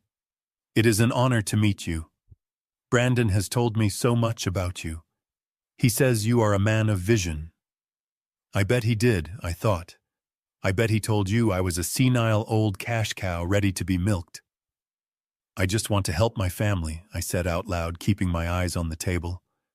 "Of course," Jack said. "And this deal will certainly do that. It is a unique structure, Mr. Foster. Very forward-thinking." He slid a thick document across the polished wood surface. It stopped right in front of me. The cover page was heavy stock paper, cream-colored with gold lettering. Commercial lease agreement. Term 10 years. Total initial capitalization $500,000. I stared at the document. I didn't open it immediately. I let the silence stretch out. I could hear Brandon tapping his foot nervously under the table. Tap, tap, tap. The rhythm of greed. "Is this it?" I asked. "This is it," Dad Brandon said, leaning forward. "This secures the space. Once you sign this and provide the funds the landlord hands over the keys, we can start demolition next week." I opened the folder. My eyes scanned the legal jargon. It was a masterpiece of deception. The contract was a triple net lease, which meant the tenant was responsible for taxes, insurance, and maintenance. But the kicker was the upfront payment. It wasn't a security deposit. It was labeled as a capital improvement contribution. Essentially, I was paying $500,000 to renovate a building I wouldn't own for a business I wouldn't control. And there, tucked away on page 15, was the clause Leo had warned me about. The assignment clause. It allowed the tenant B&T Hospitality to assign the lease or sublet the property without the guarantor's permission. It meant they could take my money, fix up the building, and then sublease it to someone else, keeping the profit, while I stayed on the hook for the liability. It was theft wrapped in a lawyer's suit. I reached into my pocket and pulled out my reading glasses. I put them on, slowly adjusting the frames on my nose. I reached for the heavy silver pen that Jack had placed next to the document. My hand started to shake. I let the tremor travel from my wrist to my fingers until the pen rattled against the paper. It was a subtle vibration, a physical manifestation of weakness. I heard Megan let out a small breath of impatience. She checked her watch. She was probably wondering if the bank would still be open to cash the check if the old man didn't hurry up. "Just sign on the bottom line, Dad," Brandon said, pointing to the signature block with a manicured finger. "Right there next to the X." I lowered the pen to the paper. The tip hovered millimeters above the line. I looked at the ink flowing from the nib. It was black. Permanent. I took a breath. I thought about the hospital. I thought about the cold wind in the parking lot. I thought about the silence of my phone for 4 months. "I am not sure," I said, my voice quavering. "It is a lot of money, Brandon. Are you sure this is the right thing to do?"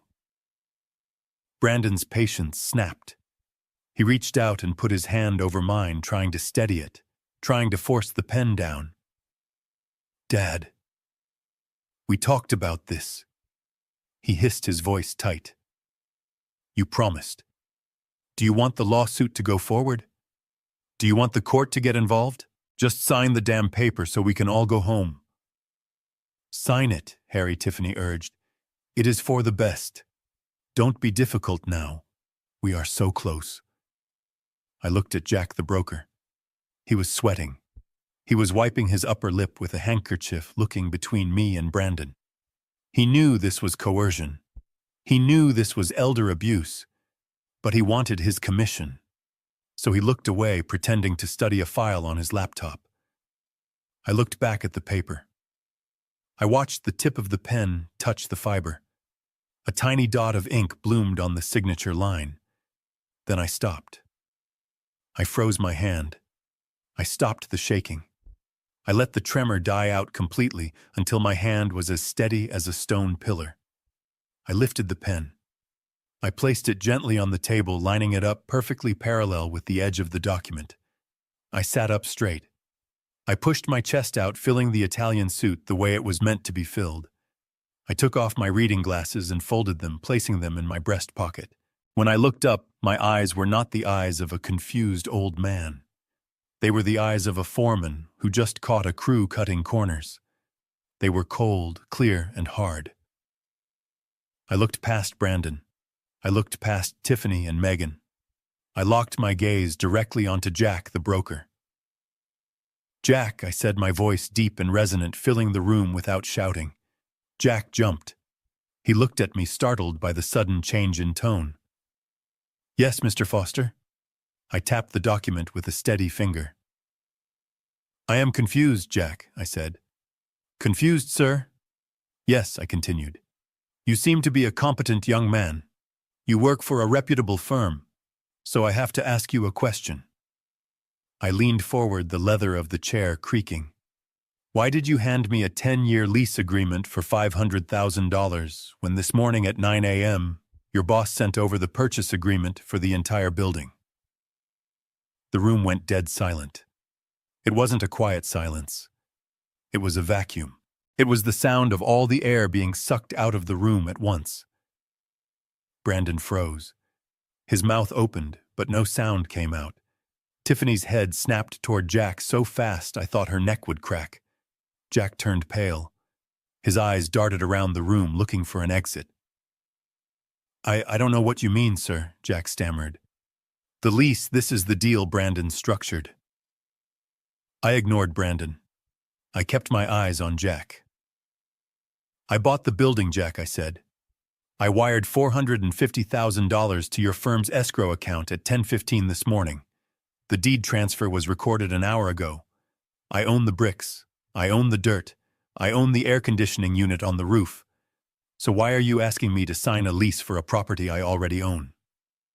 Brandon stood up so fast his chair fell over backward, crashing onto the floor. "What are you talking about?" he screamed, his voice cracking. "You didn't buy it. You don't have the money to buy it. You are broke." I slowly turned my head to look at my son. I didn't shout. I didn't stand up.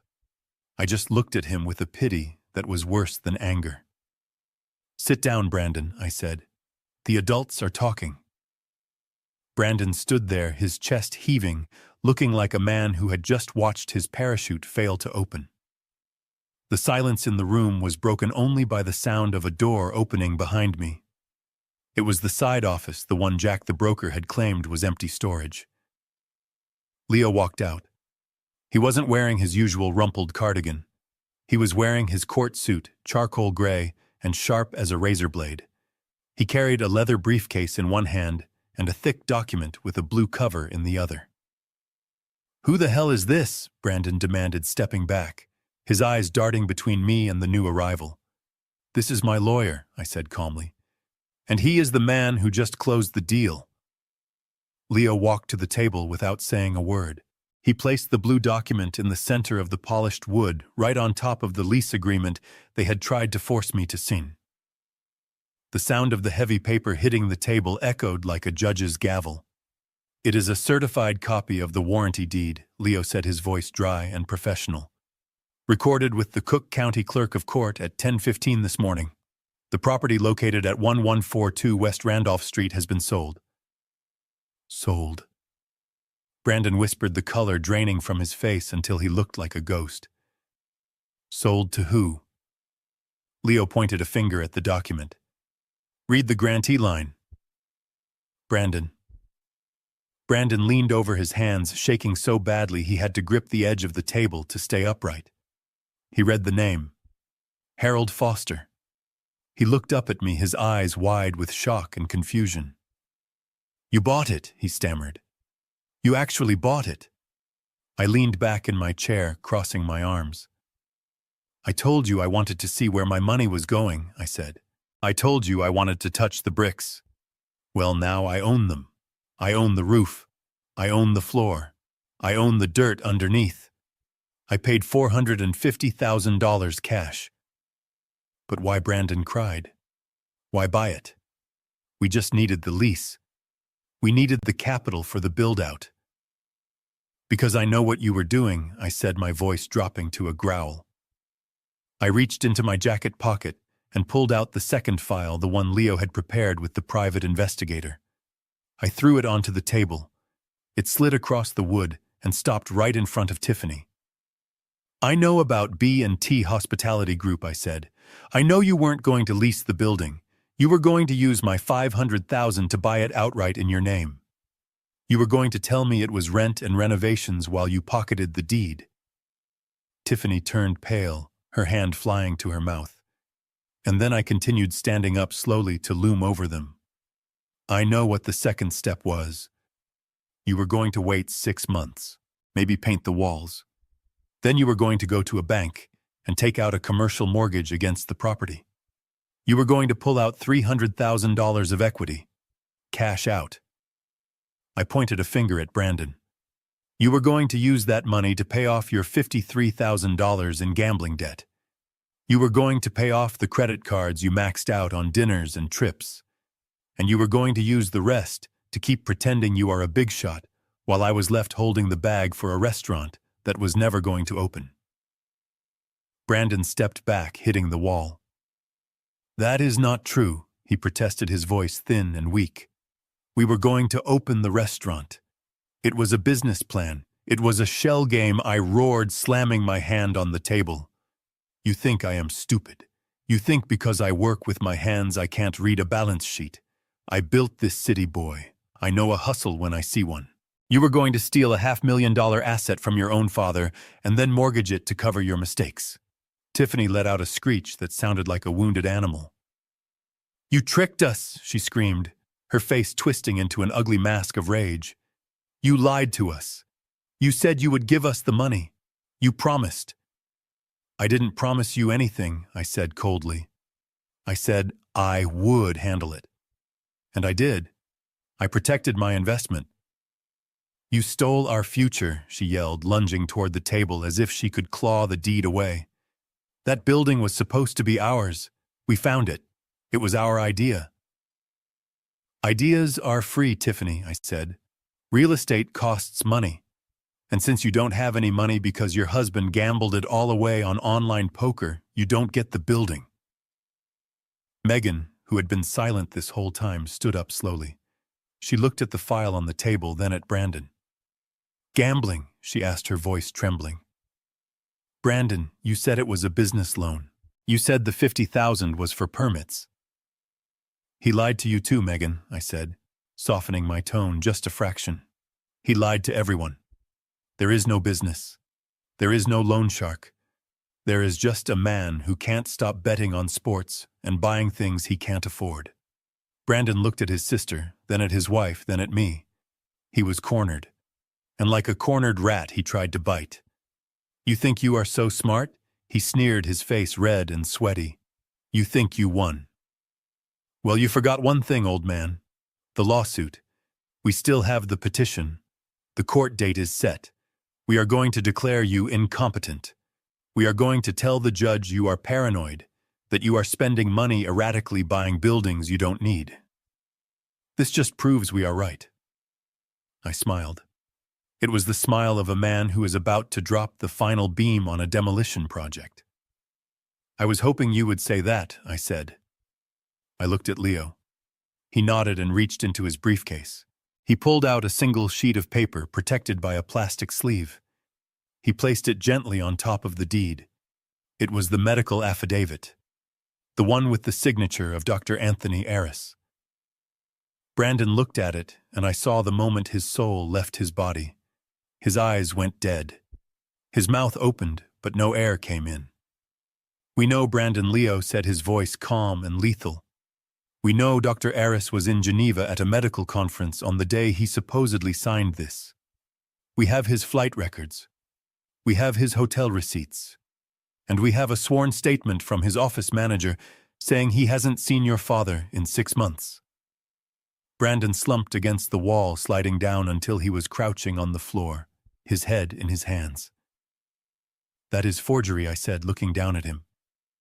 That is perjury. That is fraud committed against the court. Leo tells me that is a Class 3 felony. Minimum sentence is 2 years, maybe 5 if the judge is having a bad day. Tiffany stopped screaming. She looked at Brandon huddled on the floor, then at the document that could send her husband to prison. She backed away, her hands trembling. "I didn't sign it," she whispered. "I didn't know. He did it. It was his idea." I looked at her with disgust. Even now, at the end, she was throwing him to the wolves to save herself. "You were part of the conspiracy," Tiffany Leo said.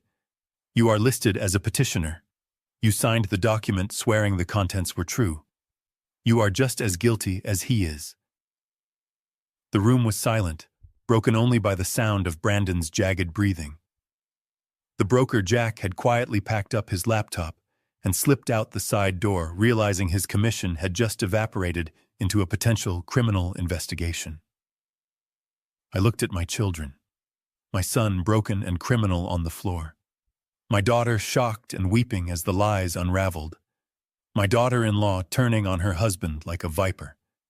"This is what greed does," I said, my voice quiet now. "This is what happens when you value money over blood. You wanted everything. You wanted my house, my savings, my dignity, and now you have nothing." I picked up the deed and the medical file. "I own the building," I said, "and I hold your freedom in my hand. So now we are going to talk about terms. And you are going to listen very carefully because I am only going to say this once." Leo didn't move from his spot by the table. He didn't gloat, and he didn't smile. He just stood there with the stillness of a man who knows he is holding a loaded gun, and he looked down at Brandon, who was still crouched on the floor, weeping into his hands. "Get up, Brandon," Leo said, his voice cutting through the sobbing like a knife. "You are making a mess of your suit." Brandon scrambled to his feet, wiping his face with his sleeve, trying to regain some shred of dignity, but it was gone. He looked at me, his eyes red and terrified, waiting for the blow. "Here is how this is going to work," Leo said, opening his briefcase and pulling out a single sheet of paper. "This is a voluntary withdrawal of the petition for emergency conservatorship. It states that upon further review, the petitioners have realized that Harold Foster is of sound mind and body and that the filing was a misunderstanding. You are going to sign this, right now, both of you." Brandon reached for the pen, his hand shaking, but Tiffany slapped it away. "And if we sign it," she hissed, her eyes darting between Leo and the door, "what do we get? Do we get the money? Do we get the lease?" Leo laughed, a short, sharp bark of amusement. "You get to go home, Tiffany," Leo said. "You get to sleep in your own bed tonight instead of a holding cell at the county jail. If you sign this and walk away, Harold agrees not to press charges for the forgery. He agrees to bury the evidence of the fraud. That is the deal. Your freedom for his freedom." Tiffany stared at him, her chest heaving. It wasn't enough for her. She wanted to win. "But what about the debts?" she shrieked. "What about the credit cards? What about the loans? If we don't pay them, they will ruin us." "That sounds like a personal problem," Leo said coldly. "Sign the paper, Brandon," I said, speaking for the first time since the revelation. "Sign it, or I swear to God I will call the district attorney myself and I will drive the evidence over to his office. I am done playing games." Brandon looked at me and he saw that I meant it. He grabbed the pen from the table and scribbled his signature so hard the paper almost tore. He shoved it toward Tiffany. "Sign it," he begged her, his voice pathetic and thin. "Just sign it, Tiff. Please. I can't go to jail. I can't do time." Tiffany looked at him with pure, unadulterated hatred. She snatched the pen and signed her name, slashing the letters across the page. There she spat, throwing the pen down. "We signed it. Are you happy now, old man? You won. You beat your own children. I hope you feel like a big man." I didn't feel big. I felt hollow. I felt like I was watching a building collapse in slow motion, knowing there was nothing I could do to stop it. "We aren't done yet," I said. They froze. I reached into my pocket and pulled out my phone. I unlocked it and opened my email. I scrolled to a message I had received that morning from the management company of the luxury high-rise where Brandon and Tiffany lived. 5 years ago, when Brandon was starting out and didn't have the credit score to rent a luxury apartment, I co-signed the lease as a guarantor, I said. I put my name on the line so you could live in a building with a doorman and a gym you never use. Brandon went pale again. Dad, wait. The lease is month to month now, I continued, ignoring him. And as the guarantor, I have the right to terminate my liability with 30 days' notice. But because I know the landlord personally, because I fixed his roof after a storm back in '99, he did me a favor. I turned the phone around so they could see the email. He terminated the lease effective immediately for violation of the financial covenants, I said. You missed rent 3 times in the last 6 months, Brandon. I covered it. I paid it without telling you, because I didn't want you to be homeless. But I am done paying. You have 24 hours to vacate the premises. I said, my voice steady. The locks will be changed tomorrow at noon. Anything left inside will be moved to the curb. Tiffany screamed. It wasn't a word, it was just a sound of pure rage. You can't do that, she yelled, lunging toward me. That is our home. That is where we live. Where are we supposed to go? You can go wherever you want, I said. But you can't stay there. And you can't come to my house. I turned to Megan. She was standing in the corner, quiet and pale, clutching her designer purse like a shield. And you, Megan, I said. You signed that petition too. You were ready to lock me away. So here is your reality check. I paid for your car. I paid for your wedding. I paid for the down payment on your house. I paused, letting the weight of my generosity hang in the air. That stops today. I am removing you from my will. I am removing you as a beneficiary on my life insurance. I am closing the joint account we used for emergencies. You are on your own. Megan burst into tears. Real ugly tears. But Dad, she wailed. Jason just lost his job. We need help. We have the mortgage. We have the kids. Then Jason should get a job. I said, looking at my son-in-law, who was trying to blend into the wallpaper. Any job. I hear the construction industry is hiring laborers. It is hard work, but it pays honest money. Maybe he should try sweating for a living instead of waiting for me to die. The room exploded. The tension that had been building for an hour finally detonated. Megan turned on Brandon, her face twisted and ugly. This is your fault, she screamed, hitting him on the chest with her purse. You said this was a sure thing. You said he was senile. You said he would just sign the check. You dragged me into this. I didn't force you, Brandon shouted back, pushing her away. You wanted the money just as much as I did. You were the one who found the lawyer. You were the one who said we should put him in a home. Liar, Megan screeched. I never said that. I just wanted to help him manage his money. You are the one with the gambling problem. You are the degenerate. Tiffany laughed, a cruel, mocking sound that cut through the noise. Oh, look at you two, she sneered. The loser twins. I should have known better. I should have listened to my mother. She told me not to marry into this family. She told me Brandon was a weakling with no ambition. Brandon turned to his wife, his eyes wide with betrayal. You spent the money too, Tiff, he said, his voice rising. Who do you think bought those shoes? Who do you think paid for the trips to Cabo? You spent every dime I won, and then you demanded more. I expected a man, Tiffany yelled, getting in his face. I expected a provider, not a pathetic little boy who has to steal from his daddy to pay his bookie. You are useless, Brandon. You are absolutely useless. I am leaving. She turned to grab her bag, but Brandon grabbed her arm. You are not going anywhere, he said. We are in this together. Get off me, she shouted, clawing at his face. I am done. I am calling a lawyer. I am taking half of whatever is left, which is probably nothing, because you are a failure. They were screaming at each other, tearing each other apart with words that would leave scars forever. They were like wolves, fighting over a carcass, snapping and biting, fueled by fear and greed. I stood there and watched them.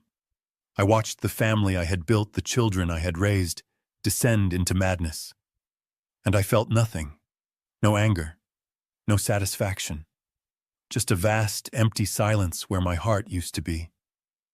I looked at the table. The deed to the building was there. The forged medical document was there. The lease agreement was there. It was a still life of a tragedy. I took out my checkbook. I uncapped my pen. Leo watched me, his eyes questioning. I wrote a check. It wasn't for them. It was for Leo. $5,000 for his fee plus a bonus for the expedited work. I tore the check out of the book, the sound sharp and final. "Leo," I said, raising my voice over the shouting match, "here is your payment. Thank you for everything." Leo took the check. He looked at the screaming family, then back at me. "Are you okay, Harry?" he asked quietly. "I am fine," I said. "I am better than fine. I am awake." I picked up the deed and the medical affidavit. I put them in my inside pocket next to my heart. I turned to walk away. Brandon saw me moving. He broke away from Tiffany and lunged toward me, grabbing the sleeve of my jacket. "Dad, wait!" He pleaded, tears streaming down his face mixed with snot and sweat. "Dad, please. Don't leave us like this. We can fix it. I will change. I promise. Just help me one last time. Please. I am your son." I looked down at his hand gripping my sleeve. I looked at his face. It was the face of the boy who used to ask for ice cream, but it was twisted by years of entitlement. I gently pried his fingers off my jacket one by one. "You are my son," I said, my voice soft but firm as granite. "And I love you. I will always love you. But I don't like you, Brandon. And I don't trust you. And right now I don't even want to know you." I stepped back, creating a chasm between us that money could never bridge. "You wanted to be a man," I said. "Being a man means cleaning up your own messes. Start cleaning." I turned and walked out the door. I walked past the receptionist, who was staring wed-twaun at the commotion coming from the conference room. I walked to the elevator and pressed the button. As the doors closed, I could still hear them screaming. I could hear Tiffany threatening divorce. I could hear Megan sobbing about her mortgage. I could hear Brandon begging the empty air for salvation. The elevator descended smooth and silent. I leaned my head against the cool metal wall and closed my eyes. It was over. The lie was over. I walked out into the lobby and through the revolving doors. The street noise of Chicago washed over me, horns honking, people talking the rhythm of the city. I walked to my truck. I got in and started the engine. I checked my phone. It was noon. I had one more stop to make. One more piece of business to conclude before I could truly start my new life. I put the truck in gear and pulled out into traffic. I wasn't going home to my empty house. I was going to find the only person in this city who had helped me when I had nothing. I was going to find Sarah. I drove to the south side of the city, away from the glass towers and the overpriced restaurants. I drove to a neighborhood where the buildings were low and the streets were cracked, where men still walked home with dirt under their fingernails and lunch pails in their hands. I pulled my new truck into the gravel lot of Miller's Auto Repair. It was a small cinder block building with a corrugated metal roof and a sign that had been fading since the 80s. Behind the shop sat a food truck. It was old and dented, painted a cheerful yellow that was peeling in spots. The window was closed, but I could see a light on inside. I parked and stepped out. Before I could even walk to the shop door, a silver SUV screeched into the lot behind me, kicking up a cloud of dust. It was Brandon. He had followed me. He and Tiffany scrambled out of the car, looking out of place in their designer clothes amidst the scrap metal and used tires. Megan pulled up a second later in her sedan. They ran toward me, breathless and frantic. "Dad, wait," Brandon shouted. "Just listen to us. We can work this out. We can pay rent. Real rent. Just don't shut us out. I didn't answer him. I turned toward the garage bay door as it rolled up with a metallic rattle. A young woman stepped out. She was wearing blue coveralls stained with grease and oil. Her hair was pulled back in a messy bun, and there was a smudge of carbon on her cheek. She looked tired. She looked like she had been working since dawn. This was Sarah Miller. She was 26 years old. She worked as a mechanic during the day to help her father and ran her food truck at night, trying to save enough money to go to culinary school. Sarah wiped her hands on a rag and looked at the scene in front of her. The screaming family in suits. The old man they were chasing. She didn't look scared. She looked concerned. "Mr. Foster," she said, walking over to me, ignoring my children. "Are you okay? Is your heart bothering you again? I can get you a chair." I smiled at her. It was the first genuine smile I had felt on my face in months. "I am fine, Sarah," I said. "I just came to pick up my truck." "Your truck?" Tiffany sneered, looking at the girl with disdain. "Who is this grease monkey, Harry? Is this where you are spending your money now? On low-class mechanics?" Sarah stiffened, but she didn't say a word. She just stood a little taller. "Shut up, Tiffany," I said, my voice cracking like a whip. "You will show her respect. This woman has more class in her little finger than you have in your entire body." Brandon stepped forward, looking confused. "Dad, what is going on? Why are we here?" I walked over to the side of the garage. Parked there under a protective tarp was my 1978 Ford F-150. Sarah walked over and pulled the tarp off, revealing the two-tone blue and white paint. It was polished. The chrome gleamed in the afternoon sun. It looked better than the day I sold it.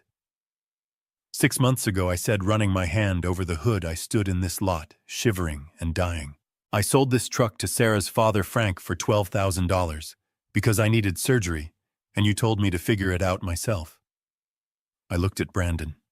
He looked away. Frank knew what this truck was worth. I continued. He knew I was desperate. He could have taken it for $5,000. He could have stripped it for parts. But he didn't. He gave me every dime he had in the shop safe. And then do you know what he did? I looked at Sarah. Her eyes were shining. He put a tarp over it, I said. He told Sarah Mr. Foster is going to want this back when he gets well. We are just holding it for him.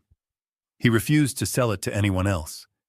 He turned down offers for triple the price because he gave a handshake to a dying man. And while I was in the hospital, I said, turning to Megan, Sarah came to visit. She didn't know me.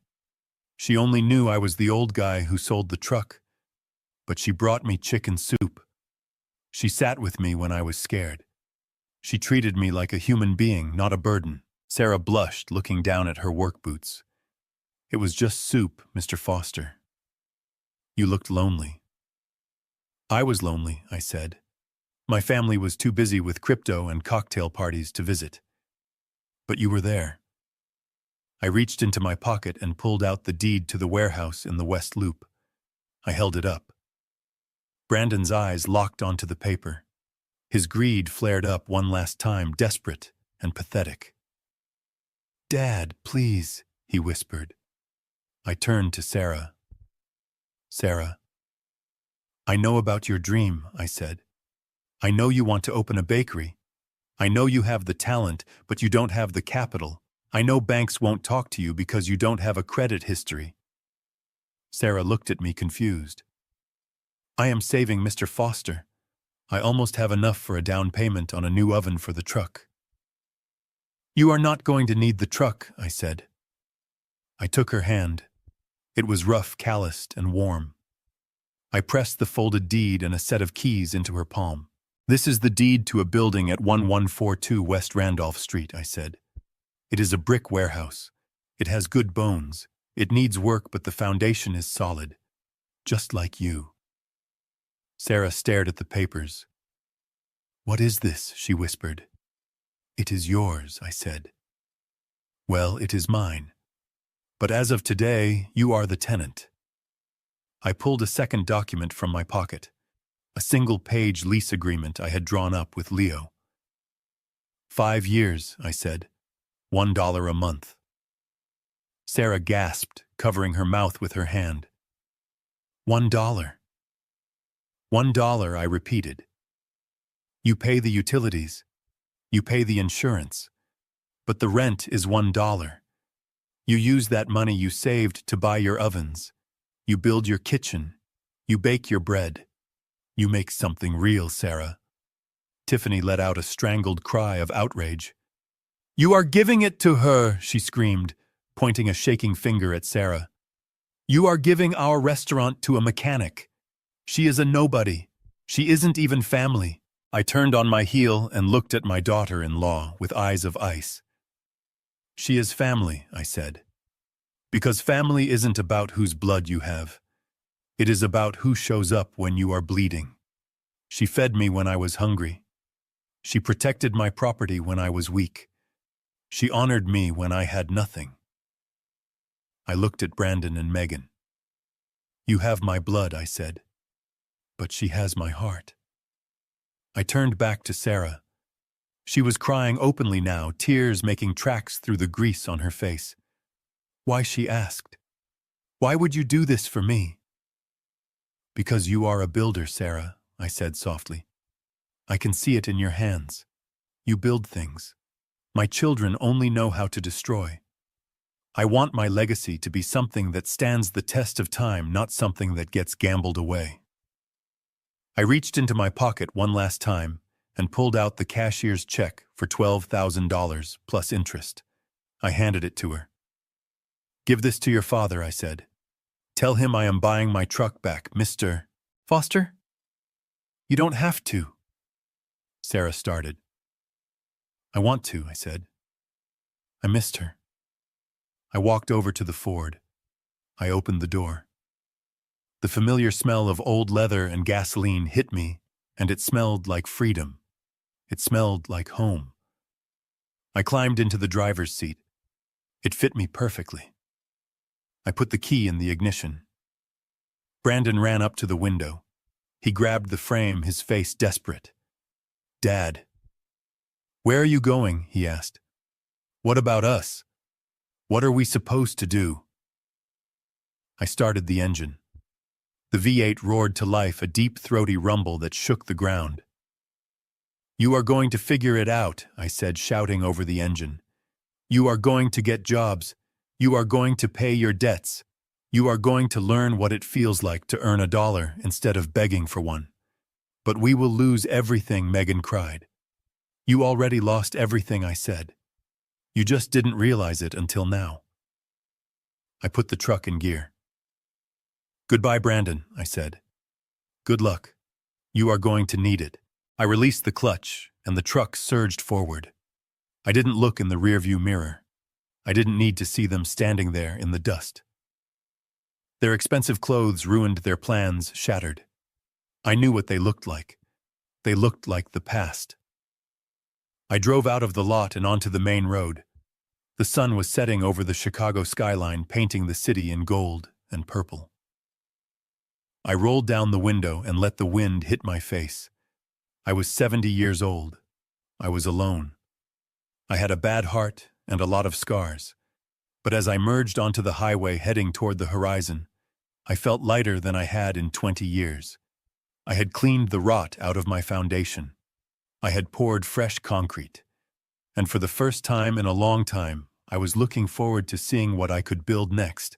It has been 12 months since I drove that truck out of the mechanic's lot and into the sunset. And let me tell you, a lot can change in a year when you stop carrying dead weight. Last week, I stood on the sidewalk of West Randolph Street in front of the building I bought for $450,000. It doesn't look like a foreclosure anymore. The brick has been tuck-pointed, the windows have been replaced, and there is a hand-painted sign hanging above the door that reads the Blue Truck Bakery. Sarah didn't want to name it that. She wanted to call it Harry's Place. But I told her that my name belongs on the deed, not the menu. I told her to name it after the thing that brought us together. The place was packed. There was a line stretching down the block. People were waiting 40 minutes for Sarah's sourdough bread and her grandmother's apple pie recipe. I watched through the window as Sarah moved through the dining room. She was wearing a white chef's coat now, not grease-stained coveralls, but she still had that same determination in her eyes. She stopped at a table to talk to a family, and I saw her laugh, that genuine, tired laugh of someone who is building their own dream. I walked inside. The smell of yeast and cinnamon hit me like a warm hug. Leo was already there, sitting at a corner table with a cappuccino and a croissant. He waved me over. "You know, Harry," Leo said, wiping crumbs from his tie, "this is the best investment we ever made. The property value in this neighborhood has gone up 15% in the last year." I sat down. I didn't care about the property value. I cared about the fact that I had a place to go where people smiled when I walked in. "Did you get the update?" Leo asked, his voice dropping lower. I nodded. I had received the report that morning. Brandon is working at a car rental agency out by O'Hare Airport. He is living in a studio apartment in a bad part of town. The last I heard, he was trying to sue Tiffany for support. But since she declared bankruptcy 3 months ago, there is nothing to take. They are like two crabs in a bucket pulling each other down. Megan and Jason lost their house. The bank foreclosed on them 90 days after I cut off the emergency fund. They are renting a duplex 2 towns over. Jason is working construction now. He is a laborer carrying hod for a masonry crew. I drove by his job site once from a distance. I saw him sweating. I saw him struggling with the weight of the bricks. And for the first time I felt a flicker of hope for him. Maybe the work will make a man out of him yet. Sarah walked over to our table. She put a fresh plate of pastries down in front of me. "On the house, Mr. Foster," she said, wiping her hands on her apron. "I told you to charge me, Sarah," I said. "I am a paying customer." "You are the landlord." She smiled. "And the rent is $1. I think I can afford a Danish."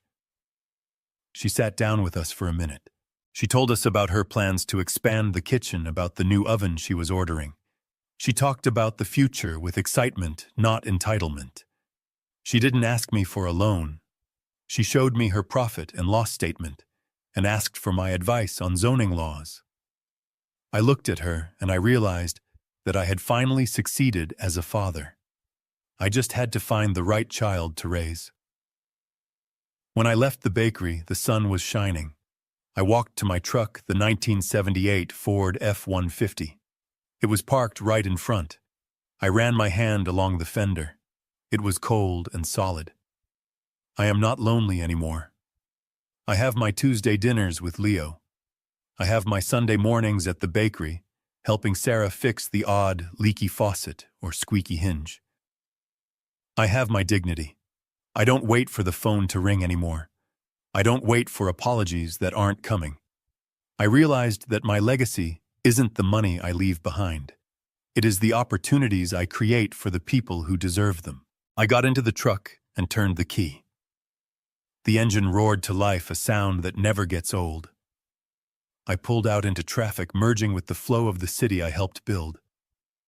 I am 71 years old. My hands are rough. My back hurts when it rains. But as I drove down the street humming along to the radio, I realized something important. I am the richest man in Chicago. Not because of the millions in the bank, but because I finally know the difference between the price of things and the value of people. The most painful lesson I learned at 70 years old is that sharing DNA does not make you family. My father Hector planted a seed of kindness 60 years ago that saved my life when my own children left me to die. True wealth isn't the millions in the bank or the real estate you own. It is the integrity you keep when no one is watching, and the people who show up when you have nothing to offer but your presence. Don't let toxic people drain your spirit just because they are blood. You have the right to build your own peace. If this story touched your heart, please hit that like button and subscribe to the channel. It helps more than you know. Have you ever had to cut off toxic family members to save yourself? Tell me your story in the comments below. I read every single one.